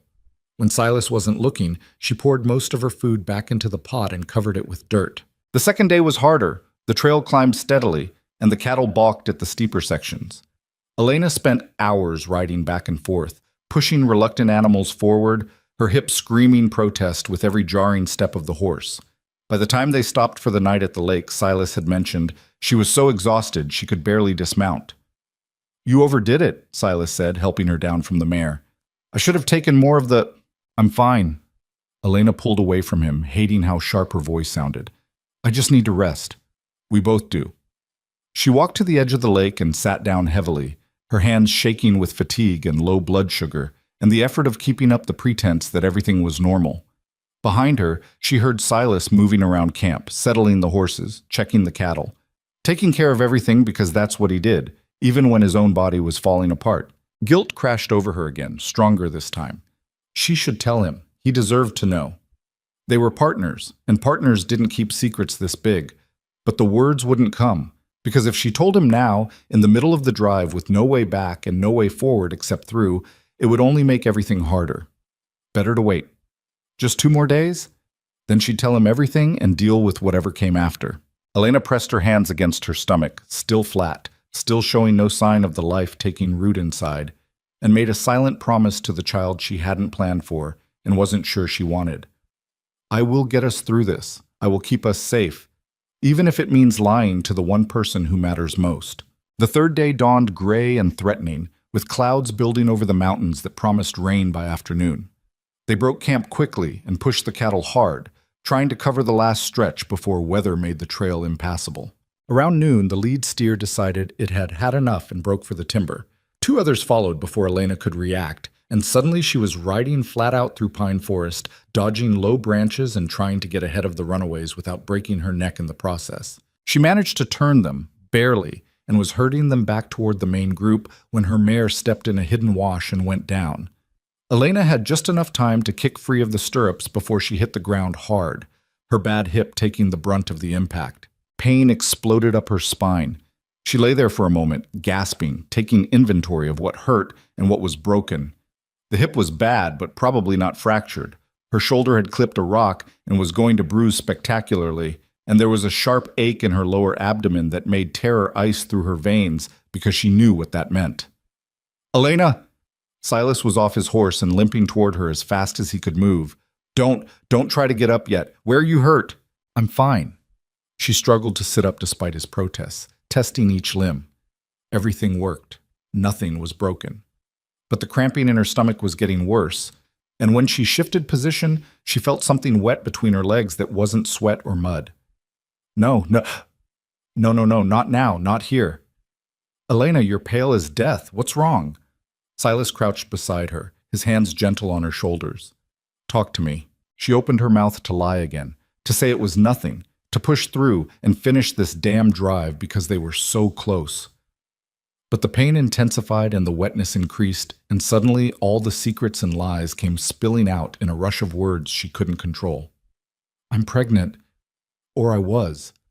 I think, her voice cracked. I think I'm losing it. I'm sorry. I should have told you, but we needed to do this drive and I thought I could make it, and I'm sorry. I'm so sorry. The look on Silas's face was pure shock, but it lasted only a second before shifting to determination. How far along? 2 months, maybe? I'm not sure. And you've been doing this drive, riding for 3 days, pushing yourself. He stopped, his jaw working. We're getting you to a doctor, now. The cattle? Forget the cattle. His voice was hard. You think I care about 12 head of livestock more than I care about you? We're turning around right now. Silas, we're less than 10 miles from the railhead. We can make it. I can make it. No. He stood up, wincing as his bad leg took his weight. You can't, and I won't risk you trying. End of discussion. Elena wanted to argue, wanted to explain that they needed the money too desperately to give up now, but another cramp doubled her over and she had to admit defeat. He was right. She couldn't make it, and pushing forward would risk not just the pregnancy but her own life. What about the cattle? She managed. I'll drive them back to the ranch. You're riding straight to town. He was already moving, catching her mare and checking it for injury. The horse is sound. Can you ride if I help you mount? Think so. Getting into the saddle was agony, but she managed it with Silas's help. He gave her the canteen and what was left of their food, and pointed her toward a trail that would take her directly to Bitter Hollow, while he and the cattle took the longer route back. You ride straight through, he instructed. Don't stop except to rest the horse. Get to Doc Harrison and tell him whatever you need to. I'll be there as soon as I can. Silas, she reached down and gripped his hand. I'm sorry. I should have told you. We'll talk about that later. Right now you need to go. But his hand squeezed hers once, hard, and his eyes were full of something that might have been fear, or might have been love, or might have been both. Stay alive, Elena. Whatever happens with the baby, you stay alive. Promise me. I promise. She turned the mare toward town and kicked it into a trot, leaving Silas standing alone with 12 cattle and the ruins of their plan. The cramping got worse as she rode, and she could feel blood soaking through her clothes, but she kept the mare moving forward because she'd made a promise, and she intended to keep it. Elena had survived Thomas. She'd survived poverty and loneliness and 3 months of Wyoming winter. She would survive this too, even if survival meant losing the child she hadn't known she wanted until it was being taken away. The miles blurred together, pain and fear and exhaustion mixing into a gray haze. When Bitter Hollow finally came into view, Elena was barely conscious, slumped forward in the saddle with her arms around the mare's neck and tears streaming down her face. She'd made it. Whether that was triumph or tragedy, she'd made it. And somewhere behind her, Silas was driving their cattle home alone, knowing everything now, carrying all the weight of their shared secrets and uncertain future. They would survive this. They had to, because the alternative was giving up, and neither of them knew how to do that anymore. Doc Harrison smelled like whiskey and carbolic acid when he caught Elena as she slid off the mare in front of his office. She barely remembered the next few hours, just fragments of pain and voices, and the doctor's rough hands examining her while she stared at water stains on the ceiling and tried not to scream. When she finally surfaced from the fog of laudanum and exhaustion, it was dark outside, and someone was sitting in a chair beside the bed. Not Silas. A woman she didn't recognize, middle-aged and competent-looking, with kind eyes and work-worn hands. Easy, the woman said when Elena tried to sit up. You've had a rough go of it. I'm Martha Harrison, the doctor's wife. He asked me to sit with you while he went to check on another patient. The baby? Elena's voice came out as a whisper. Martha's face told her everything before the words did. I'm sorry, dear, you lost it. Maybe 6, 7 weeks along by the doctor's estimation. These things happen, especially with the kind of strain you were under. Your body just couldn't hold on. Elena closed her eyes against the tears that came without permission.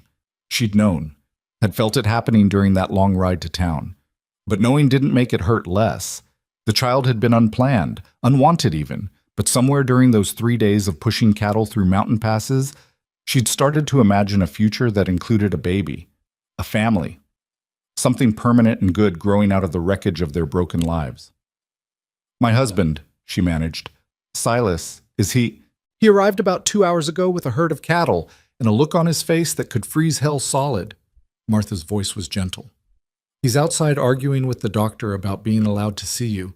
Between you and me, I think Doc's just giving you time to wake up proper before letting that man in here. He was in a state.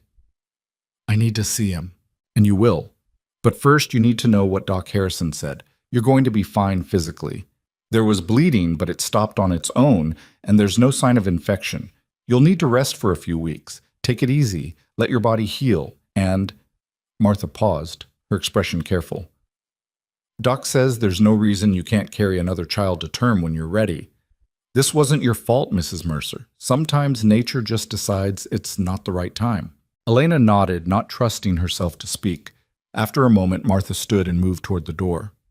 I'll send your husband in. And Mrs. Mercer? He loves you. That much is clear as day. Whatever you two are dealing with, you'll figure it out together. The door opened and Silas came through it like a man walking into a room where he expected bad news. His clothes were filthy, his face was drawn with exhaustion, and his limp was pronounced enough that he needed his cane to cross the 10 feet to her bedside. But when his eyes met hers, the relief in them was so profound it made her chest ache. You're all right, he said. Not a question, a statement, like he was trying to convince himself. I'm all right, the baby… I know. He sank into the chair Martha had vacated, his bad legs stretched out in front of him. Doc told me, I'm sorry, Elena, I'm so damn sorry. It's my fault. I pushed too hard. I knew I was pregnant and I did the drive anyway and… Stop. His voice was firm. This isn't your fault. If it's anyone's fault, it's mine for not noticing something was wrong. For not… He stopped, rubbing his face with both hands. You should have told me. We could have postponed the drive, found another way. There was no other way. We needed the money. We needed you alive more than we needed money. The simple certainty in his voice broke something loose in Elena's chest. She started to cry. Ugly, wrenching sobs that hurt her bruised ribs and made her whole body shake. Silas moved from the chair to the edge of the bed, gathering her carefully into his arms and holding her while she fell apart. I wanted it, she choked out between sobs. I didn't think I did, but when I realized I was losing it, I wanted it so badly. A baby, our baby, something good and new, and I know. His hand was steady on her back, his voice rough with emotion he was barely keeping contained. I know, I wanted it too, didn't realize how much until Doc told me it was gone. They held each other in that small rented room while darkness settled over Bitter Hollow and the rest of the world moved on without them. Outside, someone was shouting about cattle in the street. A dog barked. Normal life continuing as if their small tragedy mattered to anyone but them. Eventually, Elena's tears ran out and she pulled back, wiping her face with the back of her hand. What happened with the cattle? Did you get them back to the ranch? Silas's expression went complicated. Not exactly. I got them here to town and sold them. You what? I sold them to Patterson at the feed store. He's got a contract with the railroad and he gave me $18 a head.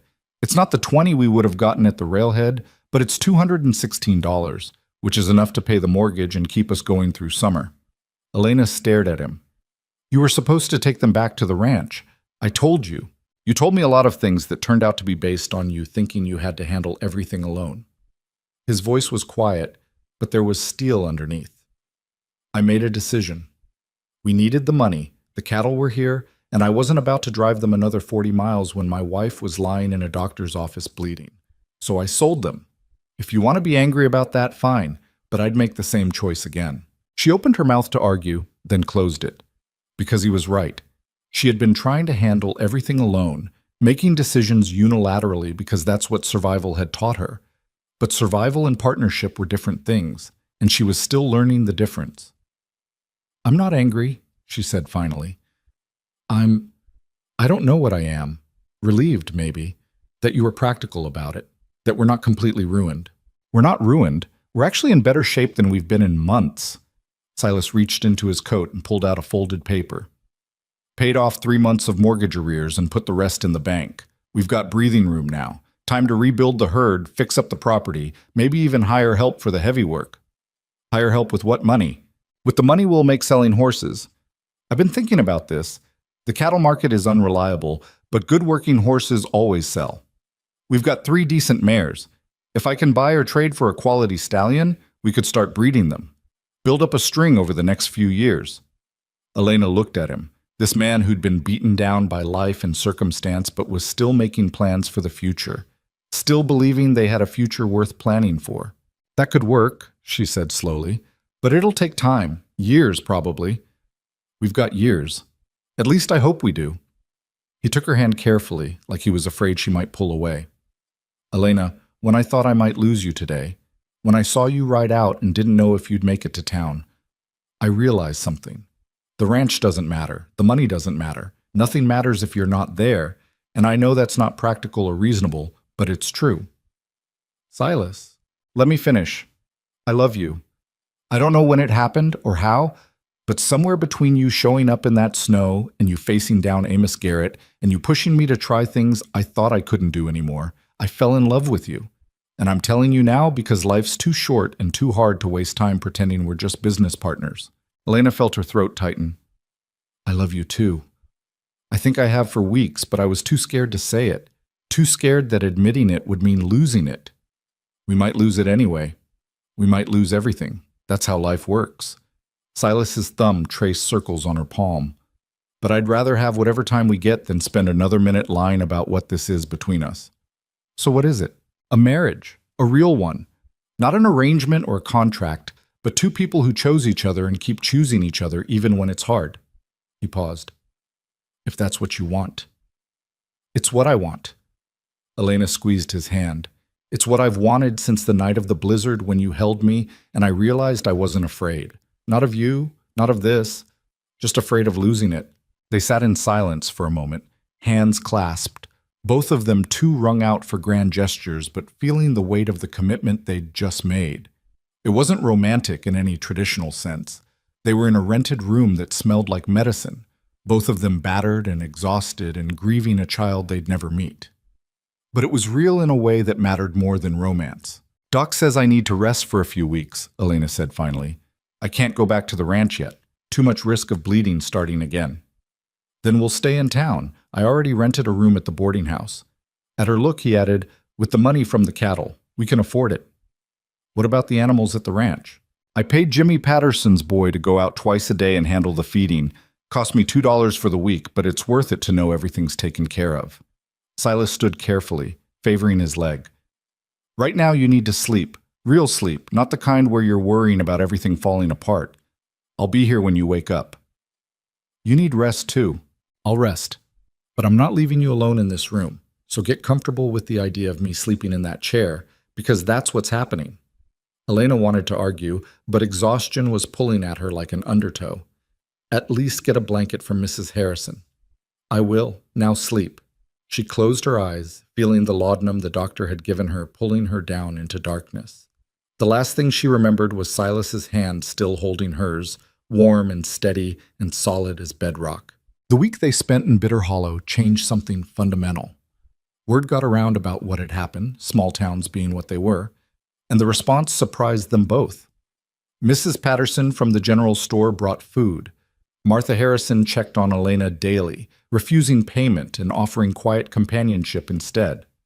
Even the banker, a stern man named Caldwell, who'd been threatening foreclosure for months, stopped by to say the mortgage payments had been received and to wish them well.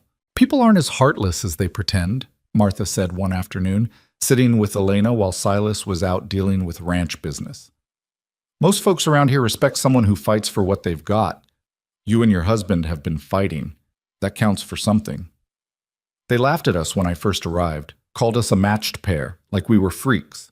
People laugh at what they don't understand. And they didn't understand how two broken people could make something work when everyone expected you to fail. Martha smiled slightly. But you did make it work. And that makes them uncomfortable because it means they don't have excuses anymore for their own failures. Elena thought about that after Martha left. About how much of human cruelty came from fear and discomfort with anything that challenged the accepted order of things. She and Silas had refused to stay in the boxes the world had built for them. The crippled rancher who should give up, the scarred widow who should be grateful for any attention. They'd built something else instead, something that didn't fit neatly into anyone's expectations. Maybe that was the real victory.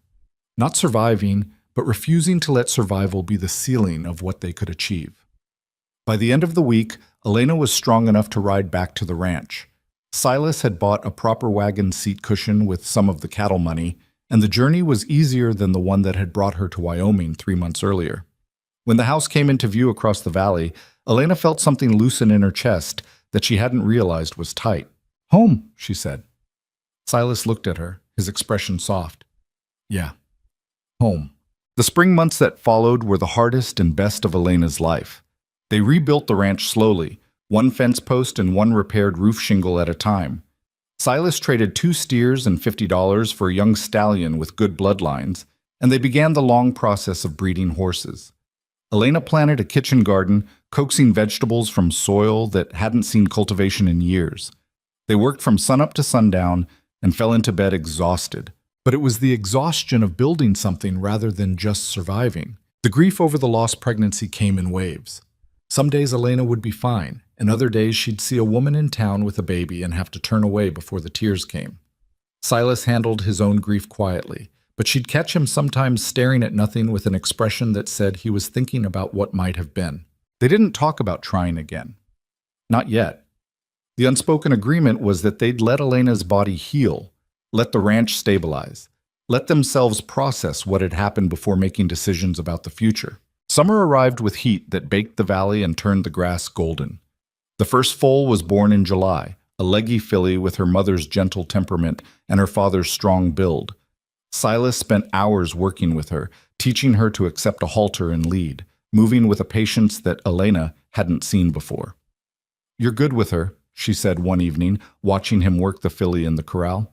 "Horses don't care if you limp. They just care if you're consistent and fair." He ran his hand down the filly's neck. "It's restful, working with something that doesn't judge you. People judge because they're afraid. Horses are smarter than that." He smiled at that, and Elena realized how much more often he smiled now than he had when she first arrived. The bitter edge that had defined him was softening, replaced by something that looked almost like contentment. In August, Elena woke one morning and realized her monthly courses were late again. She said nothing for 2 weeks, afraid to hope, afraid to jinx it by speaking the possibility aloud. But when the nausea started and her breasts became tender, she couldn't deny it anymore. She was pregnant again. This time, she told Silas immediately. They were sitting at the table after supper, the lamp burning low between them, when she reached across and took his hand. "I'm pregnant," she said simply. His face went through 6 expressions in the space of a second: shock, fear, hope, caution. "Are you sure?" "As sure as I can be without a doctor confirming it, but all the signs are there." "How far along?" 6 weeks, maybe 7. Early still. She tightened her grip on his hand. "I'm scared, Silas. After what happened last time, we'll be careful. No cattle drives, no heavy lifting, nothing that puts you at risk. We hire help if we need to, whatever it takes." His voice was fierce. "And if it doesn't work out again, we'll survive that too. Together. I want this baby. I want our family." "So do I." He brought her hand to his lips, kissing her knuckles gently. "So we do everything right this time. We take no chances. Agreed?" "Agreed." The pregnancy progressed slowly through fall.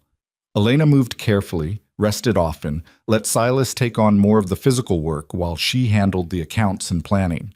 Dr. Harrison checked on her monthly, pronouncing everything normal and healthy, but warning her to take no risks. "Your body's been through trauma," he said during the October visit, "both from your first husband's abuse and from the miscarriage. You're at higher risk for complications. That means bed rest if I say so, and no arguing."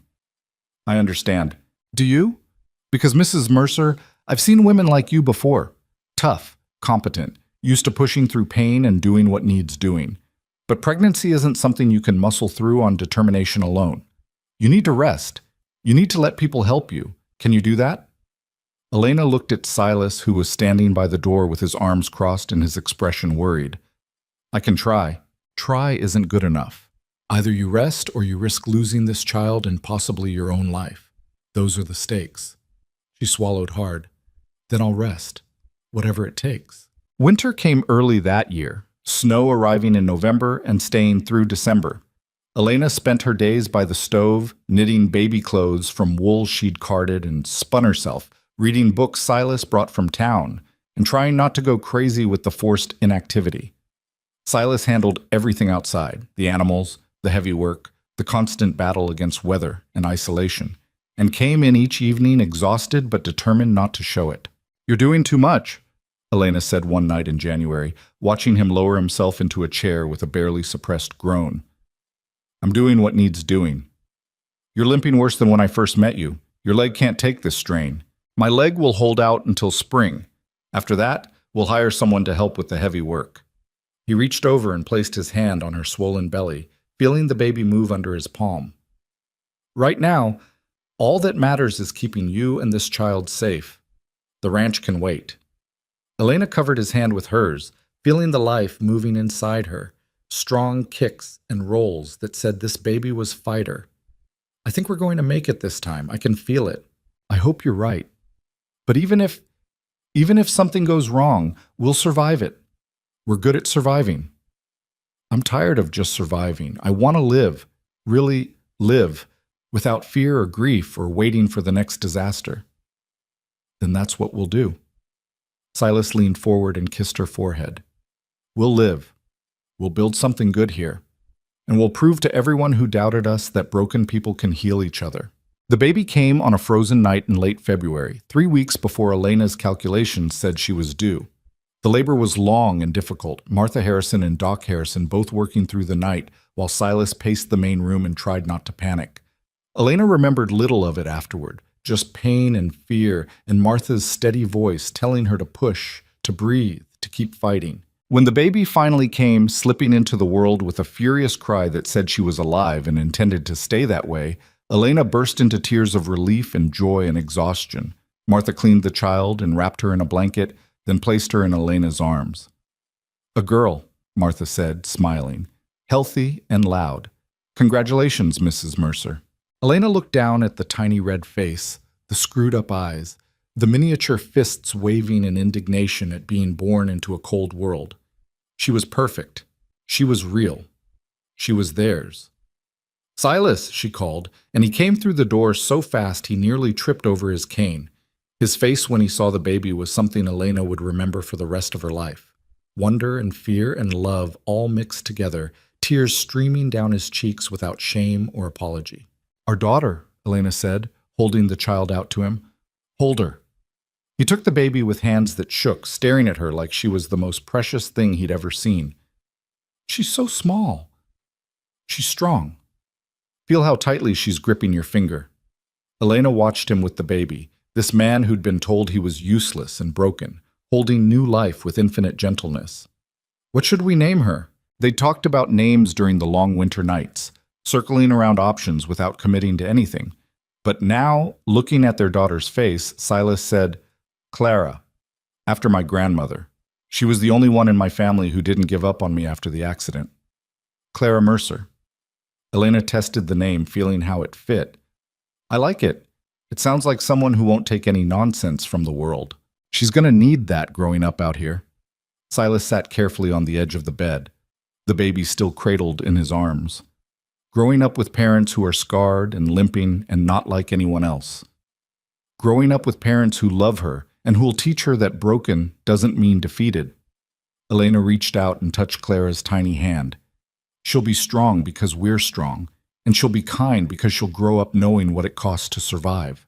Martha Harrison cleared her throat from the doorway. "I'll leave you three alone. The baby's healthy, Elena's doing well, and you all need rest. I'll check back in the morning."